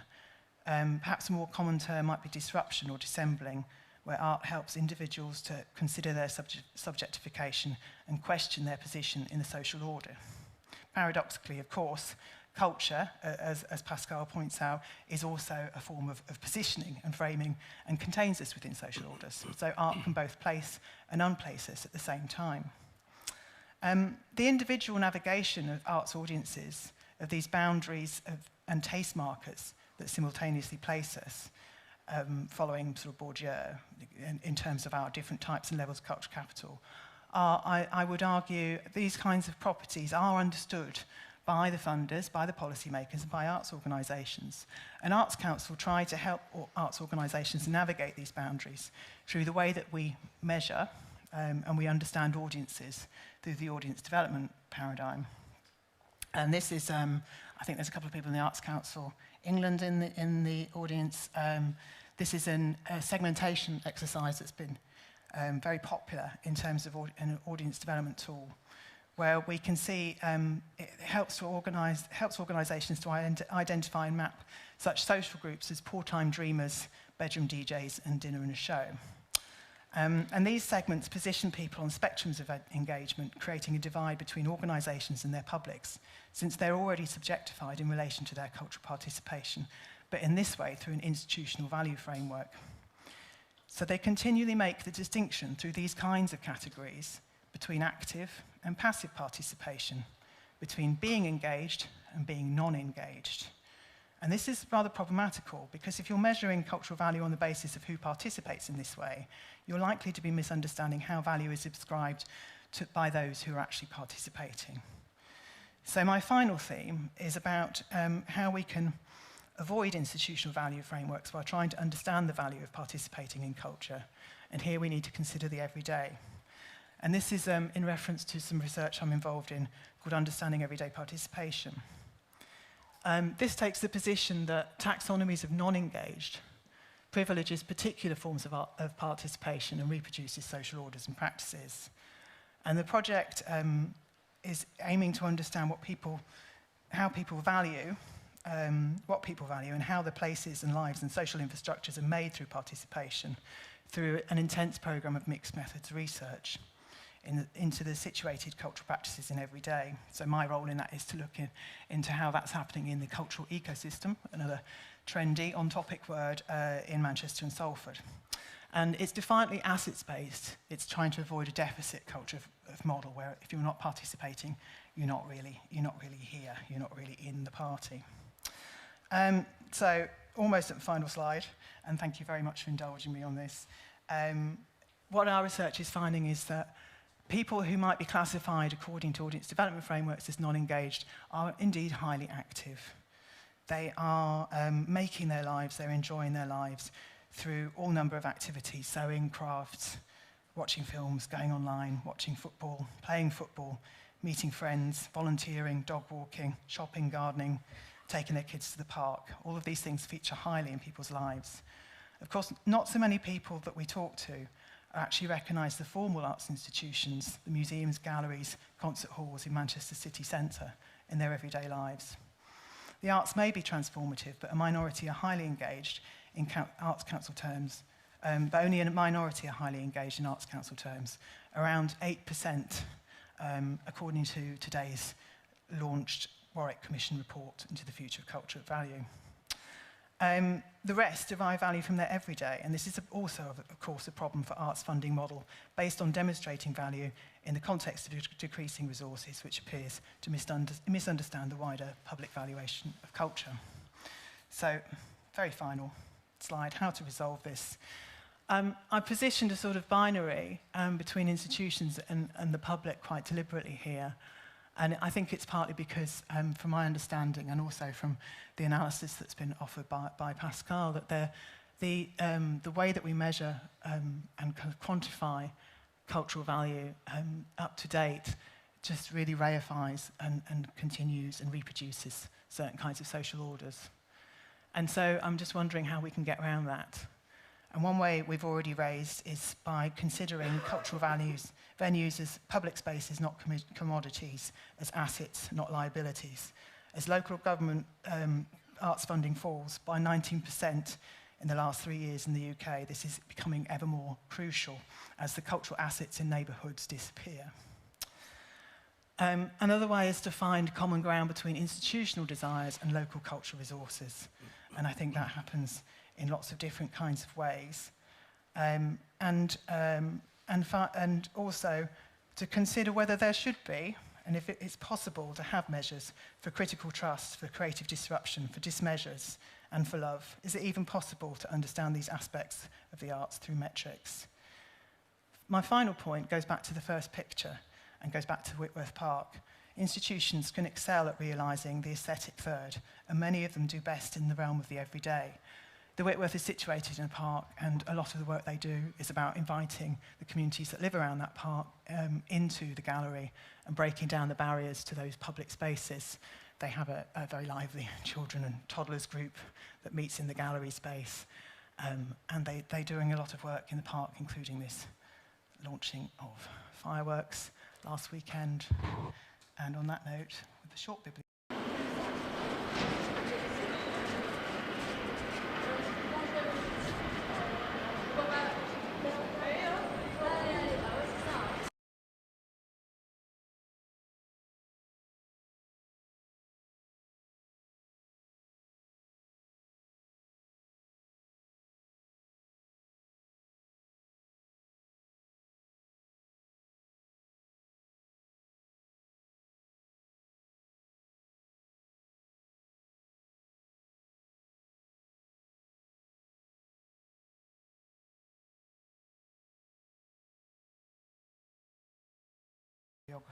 I'll finish. So thank you very much.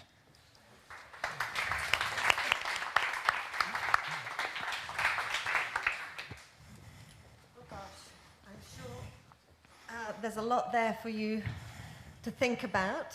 I'm sure many of you have questions, and I'm going to invite questions and comments from the floor in a moment. So please start organizing your thoughts already. There's another one of these mics that's going to be going around here. Just to say a few words from Ithaca, my organization, not mine personally, but Ithaca is a global network of arts councils and ministries of culture. And as a network, we've been grappling with making the arguments for the arts for many years. And we started tracking this back in 2000, and so we've got this fact sheet that we photocopied to if any of you are interested. I know there are many of our members here today, so you'll be well aware of some of the work that we've been doing. One of those is that we've collected a resource section on our website of reports and research that's been done by our members. And some of those reports are very interesting and very varied, from tracking the impact of the arts in prisons, for example, or the arts on environmental studies. So I would really recommend that you have a look at that fact sheet, and if you're interested, that you have a look at those resources. The question was always raised within our network as whether we needed a global advocacy campaign, and whether we could, on a global scale, make an advocacy campaign for the arts. And this has gone backwards and forwards over the years. And the problem, or the stumbling block, apart from language and apart from broadcasting time and practicalities like that, the stumbling blocks seem to be that our members felt that they couldn't advocate for the arts. That they couldn't say, we need more money for the arts, because they are the arts councils or the ministries of culture. It felt almost too close, as if people would turn around and say, oh, yeah, of course you want more money. Yeah, Of course. So, what we're seeing now is that a lot of our members are working very closely with other sectors, with other areas of work, such as the judicial service or environment. And they're trying to get other people to make the arguments for the arts. So it was very interesting. We had a meeting of the European members of IFICA in Lithuania last year, and very young arts council in Lithuania, and the ministry there talking about how they have now decided that culture should have a holistic approach, much in the same way as health or education. It should be across sectors. And so what they've done in the ministry is to create a post, a dedicated post, for a person to work with each sector individually, making the arguments with the other sectors, or trying to get the other sectors to understand the arts more so that they will make the arguments. So that's just a little insight and perspective from IFICA on what's going on. But there are many of our members here, and those of you that are measuring and studying the impact of the arts and making those arguments. So I'm hoping that we'll delve into those tomorrow more thoroughly. But if any of you want to add right now a comment or a question for any of our panelists, I'm looking for a raised hand. Yes, because I want to invite Pascal to respond as well. But I was hoping there'd be more questions or comments before inviting Pascal back. No? You're all satisfied? I can't believe that.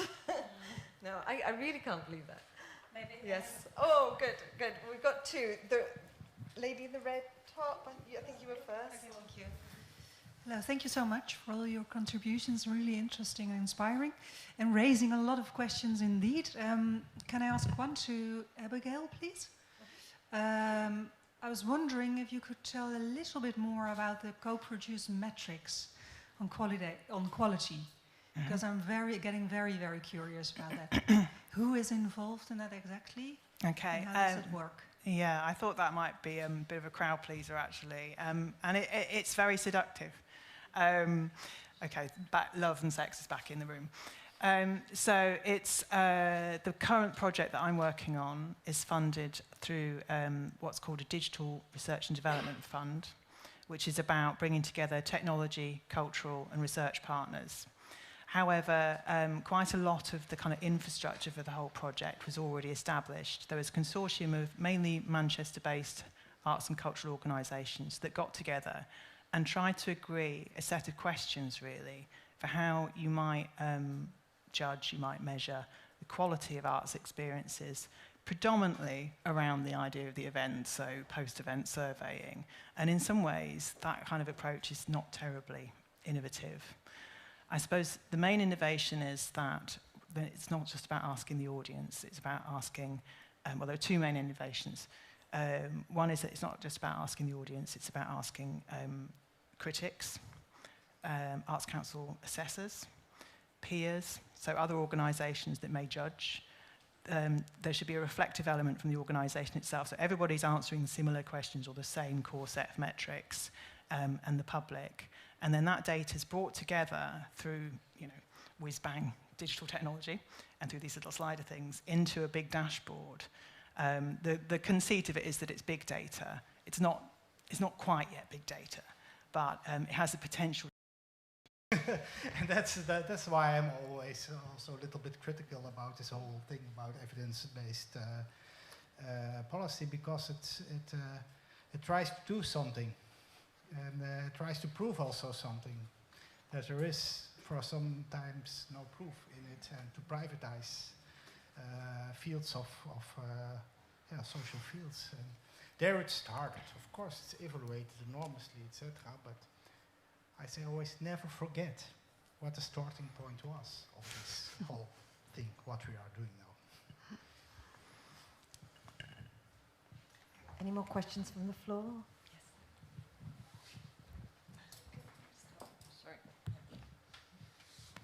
Hi, my name is Luca Bergamo and I work for Culture Action Europe. Sorry, I want to take on this point of the evidence-based. Yes, it's a trick. The political decision-making is not evidence-based. It's based on the struggle of constituencies and powers. Evidences are used to legitimize political decision-making, but are extremely relevant to build constituencies. So the environmental movement has been building constituency for the environmental issue by producing evidences. Evidences where they were supportive of a narrative of society. So I think the point is that we need to be very careful. We need evidences, but we don't need evidences to build political decision-making. We need evidences and theory to build constituency in society that is demanding for culture, and then I get to a second point, role into society in a public space. Because the political decision-making respond to demands that are made by society. So this is something that I think should be taken in account in this process. Second is what should be measured. This is a very personal point of view. I think that we are, as Mercedes was saying, we are in a moment in this part of the world where it's the end of a long time of history and the beginning of new one, where we don't know where we go. We have assets, and most of these assets are cultural, like the very same idea of, education for all, rights, women's rights, and so on. But what we don't have, and I think it's going back to the discussion on the introduction on the education, so we don't have that. We have all systems that we have been performing last year have been focused in building certain kind of attitudes and capacity which are instrumental to a society where productivity and competition were at the core, and where the fake idea that economic growth would have been generating distributable being was at the core, Margaret Thatcher and so on. What if today we want to go in different directions? Then we need to have wider policy which tap on education and some other things that empower people to develop different attitudes which are instrumental to a society which is based on different assumptions. Curiosity, empathy, trust, name it. I think that if we look at the quality of the experiences that people do in living or participating in arts, not culture general, in arts, then we can start to find out whether if this experience contribute in the long term in developing this kind of attitude or capacity or not, and even compare how the education system works in terms of this kind of capacities. And I think these things can be measured because with we are trying to measure these things in the education system, and you find out that they are going completely different crappy. And we can try to do it, with in our own field. I just want to know what you think here, because from your speech, you just omitted the old part of the research. From your speech, I think that there is a risk of ambiguity there. There is a risk of an ambiguity in speech, which I try to point out here. And an ambiguity is also, in effect, that I go back to Mercedes' point, is that we have a political responsibility, we now, in this moment of history, and how do we take on this political responsibility? Certainly it's not just to say that culture is a good thing, because this is leads us nowhere. Sorry for having been long. Do you want to respond to that? Or do you want to think about it? It is long to respond on, but maybe your first point. Of course, you can do serious research about and finding evidence for things. The problem is, and it's already in the word evidence-based policy, it's always related immediately to policy. And that's why also so much, or not so much, most of the time, so much money is given to to this kind of research. People are doing research in this policy context. So I think there is immediately already a problem, I think, when this research is part of a chain between making policy and trying to find out what culture is doing. The question about what culture is doing is already directed by this whole circle of cultural policy. And I think this is the trap where this whole thing is in. And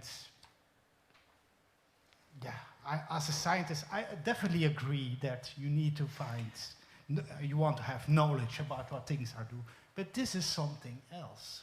This is really, it is directing your questions. It is directing what you measure and what you not measure. And there the problem starts. And at that moment, you are in a performative way making other culture. And making also other beliefs. And we all, including the beautiful scientists here, are involved in this process, in making this belief. And I think this is, yeah, that's why I'm so critical, ambivalent also about it. Because I want to find out what knowledge is and how it works, etc. But this is something else. And I know where I get money for and where I don't get money for to do research. Pascal, I think Abigail is desperate. Just to add to that very much to agree to that. And I think you're right to point out that it's not evidence per se that's the problem, and it's not instrumentalism per se that's the problem. We want cultural policy, we want arts policy to achieve great things, just in the same as, we're talking about education policy. We want it to change society for the better. So, but I think there's a concept was developed by academics from the Centre for Research on Sociocultural Change at University of Manchester and Open University, and it's called the social life of methods. And it's basically that how we measure helps to constitute the very thing that we're measuring and also the social order around it. So that discussion about our own complicity and the perspectives that we're coming in terms of what kinds of research we do is absolutely bang on. We're all complicit in this, and we're all defending particular forms of knowledge.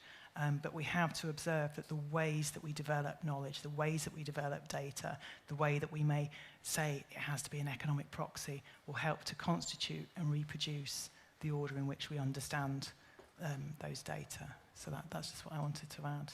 And I think that's also something that Peter picked up on too. Yeah, I think it's something that we'll be talking about a lot tomorrow, is are we asking the right questions in the right way, to the right people, at the right time? So lots of questions.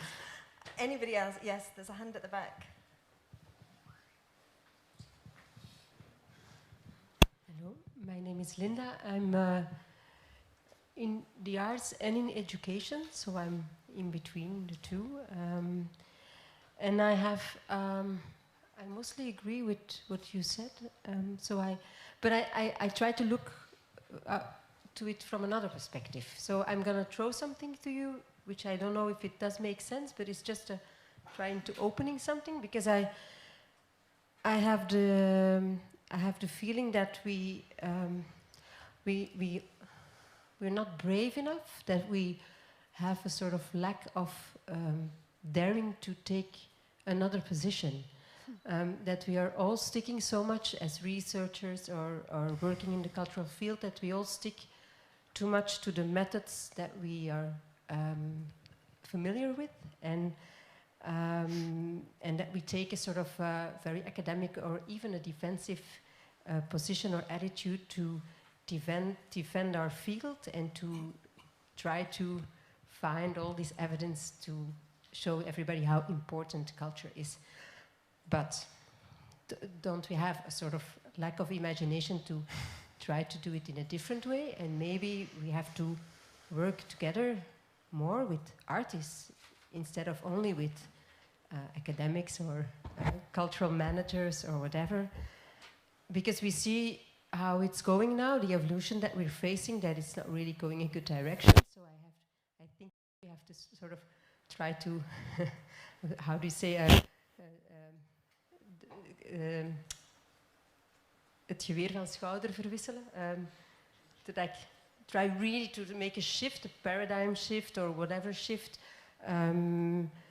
to be more, to dare to be more subjective, to dare to be more holistic, to be a sort of to come from a sort of organic approach, to be chaotic, and to be less methodological. Now that's a challenge. So we've got to be braver and more chaotic. It's very interesting. I did a lot of research also on cultural participation, etc., etc., and exactly this came up at a certain moment. I think was the question. We see a lot of. I'm also a sociologist. You see a lot of sociologists who develop beautiful methods, and they can measure very, very precise and very well.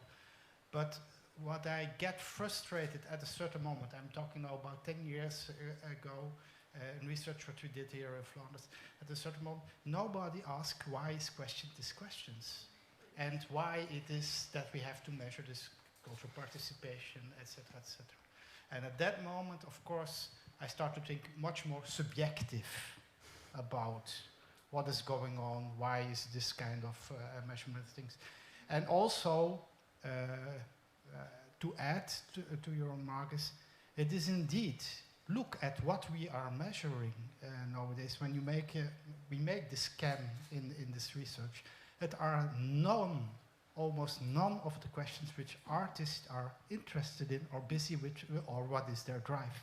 It is where policy is interested in and what is their kind of drive. So indeed, I think there is a kind of shift in perspective necessary. But I can convince nobody. Also not the NWO in the Netherlands, an autonomous research fund. They are not interested in it. That's the serious problem, I think. So even, and that's my, sorry, that's my main thing. Also foundations, Mondrian Fund, for example, to call in the Netherlands, etc., get less and less interested in what artists need and are interested in. And that's the problem of all this kind of evidence-based research. There you see the shift and the legitimation. Anybody else want to add something? Go on, be brave. No? Well, it's very interesting because I think we've also shifted the conversation in many different sort of parallel lines. On the one hand, we're talking about placing culture and the value of culture in society.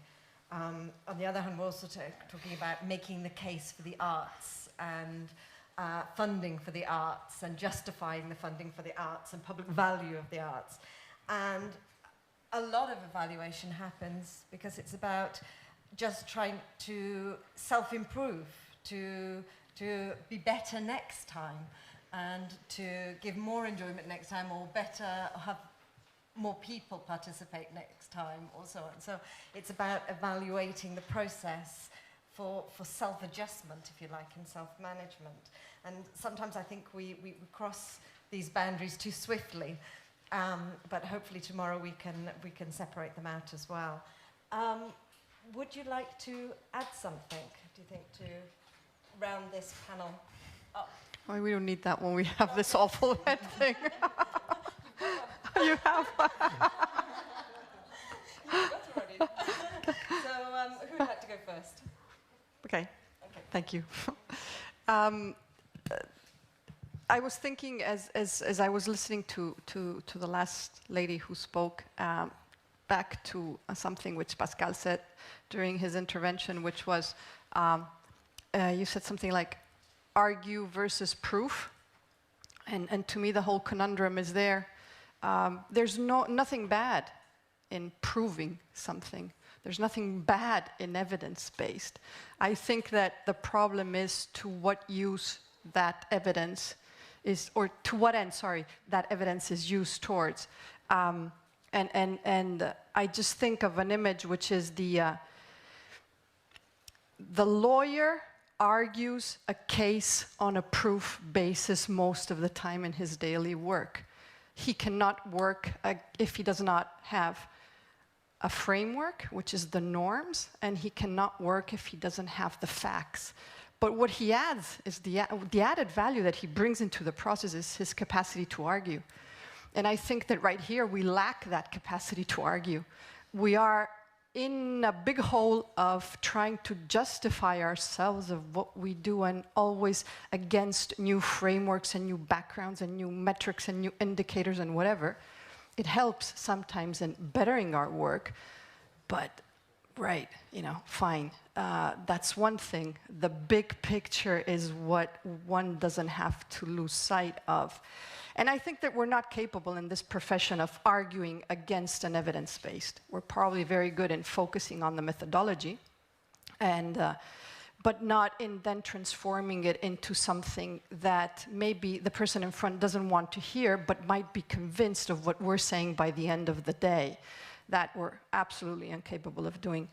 That's the first thing. And the second thing is that I'm appalled by the fact that, I can't remember now who brought it up. There's you, IFACA.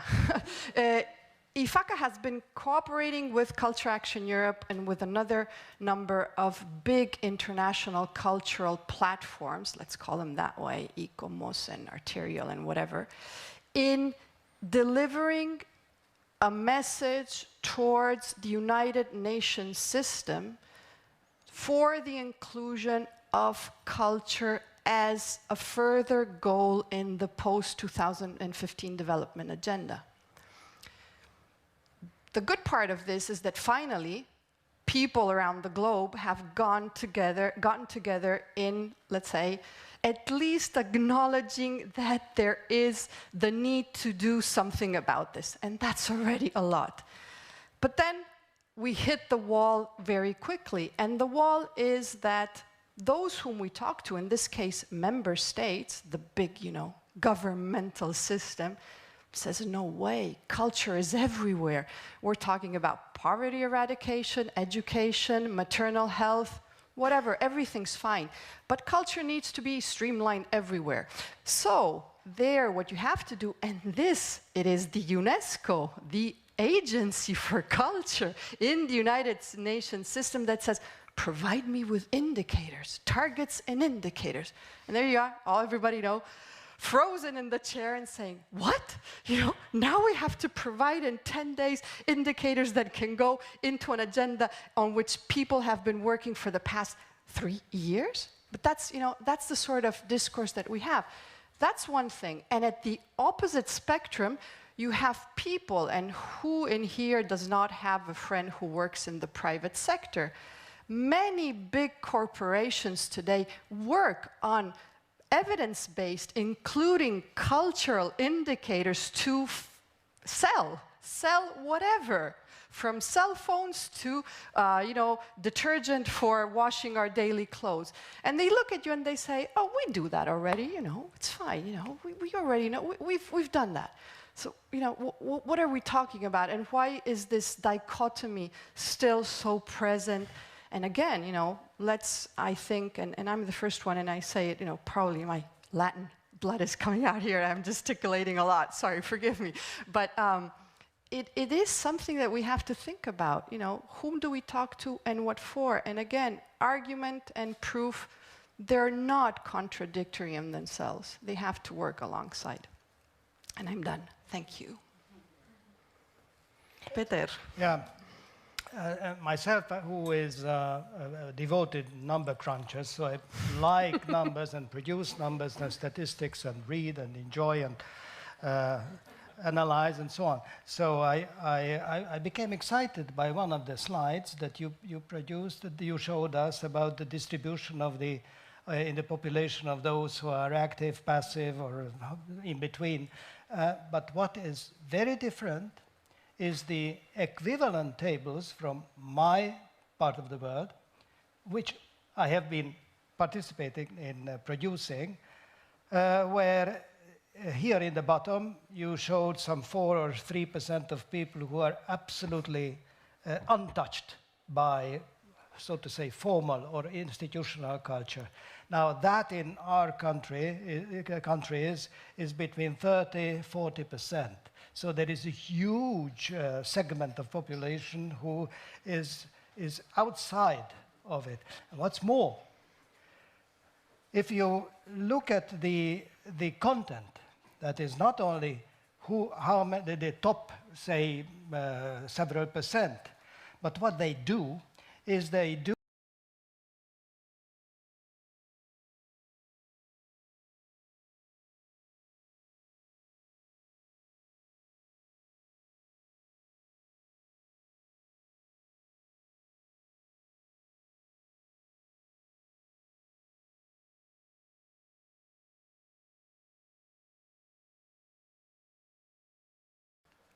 there's you, IFACA.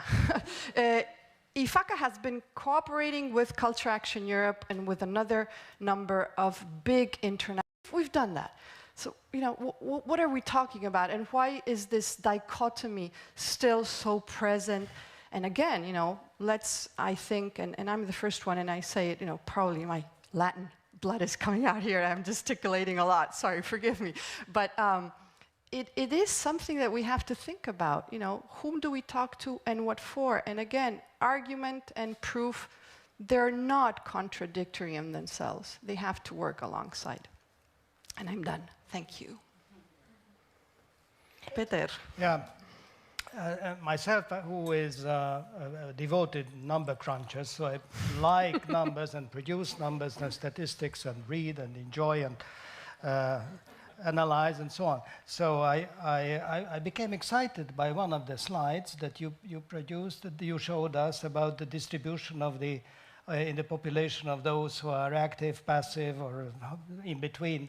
But what is very different is the equivalent tables from my part of the world, which I have been participating in producing, where here in the bottom, you showed some 4 or 3% of people who are absolutely untouched by, so to say, formal or institutional culture. Now that in our country is between 30–40%. So there is a huge segment of population who is outside of it. And what's more, if you look at the content, that is not only how many, the top, say, several percent, but what they do is they, as you were listing, they consume a lot of things. They are really omnivore. So read, attend, play, a lot of things. So if you add up all this, and this is what we were doing, there is a huge imbalance, such an imbalance which is probably not matched by any other thing, not even income or education. So somehow culture, that is the interaction with culture, is distributed in the society in a much more imbalanced way than most other things like consuming goods or anything. So that is something which is, well, it is which well, provokes you to think and it needs courage, as it was said, or well, anyway, reflection about it. That is just one thing I wanted to know. This is where evidence is very important. One more comment. That is, of course, there are two levels. One level is research on the effects of culture or the features of culture on a policy level. And there is a lower technical level that is the accountancy for the public money spent on culture. And this second is a technical level, which is very important. And this is what the arts councils and the other funders are doing when they follow up, they monitor, and they look. This is, the two things shouldn't be mixed up. This second technological level is very important, and it's important that its technology should be, how to say, developed and shared in Europe between countries. And finally, One thing was, Luca, you were referring to the assets that we have in this turn, in this historical turn. And as I was reading the presentation, I was wondering whether from the three things, the three functions of culture, the socialization, I wanted to get to the third, subjectivization, yes, qualification and subjectivization, whether isn't it a feature of our culture, that is this Western culture, that here that this third is on equal footing with the others, that is the individualization, that it is as important for us and not just about finding your personal position in the society, but also emphasizing the dissent, the divergent thinking. So maybe other cultures, but maybe it is a stupid kind of European chauvinism on my behalf, these three levels are not distributed similarly as in our case, which may be an asset on our behalf. Okay, thanks, Peter. Have we got just a few minutes more to have a final response from... Would you like to say anything? I think I've had quite a lot of airtime, actually, right. and I'm not quite sure if I can beat the last two summations in some ways, or really add that much to them. I think that idea about technical accounting and its conflation or confusion with evidencing why we should take certain kinds of directions in arts policies is a really interesting one. And I'll have a conversation with Peter later about some of the data that's coming out of understanding everyday participation in terms of that huge divide between the engaged and the non-engaged, and how we might... I think the point there is that I absolutely agree that form of evidence is really interesting, and one of the things that taking a mixed methods approach does is that you can bring in critically different kinds of data, and you can let them rub up against each other, and you can sorry, I almost went back to the sex then, and then you can see what happens when there are disjunctures between the data. So I think we'll have a conversation about understanding everyday participation outside of this. But no, I think that's all you need to hear from me. Okay. Pascal. You've got the last one. Maybe two response. The one to the subjectification, very brief. It's not only about individual level. I think it's really there's also two groups. It's really, so it's meant like that. So it means also, and indeed maybe it's a typical Western culture that I agree totally, but it is a kind of way of trying to emancipate, etc. Second response, proof and argument. Indeed, of course, there's no contradiction between proof and argument, but again, it is very well pronounced which proof is seen as a proof. I agree. And also how you come up, you have to come up with proof is very much fixed. So there is a kind of reduction, I think, from what we call the old European tradition of reason to rationality. Mm-hmm. Mm-hmm. And rationality is something completely different than reason in that sense. Mm-hmm. And I think there is something to win again, and to find other ways of proof, and to agree that there are also other things which prove things, like, let's end then with this pleasure in sex, for example. How can you prove this and make it hard in facts? We had to end on sex.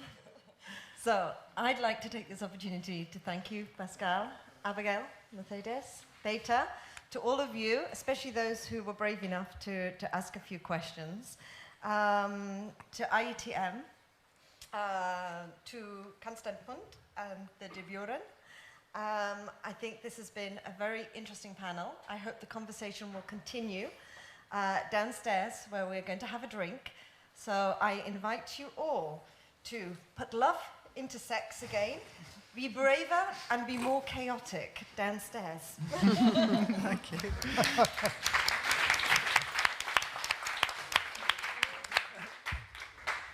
Ouch, my ears hurt. It's excruciatingly painful, my dear. I was supposed to have one too, but I said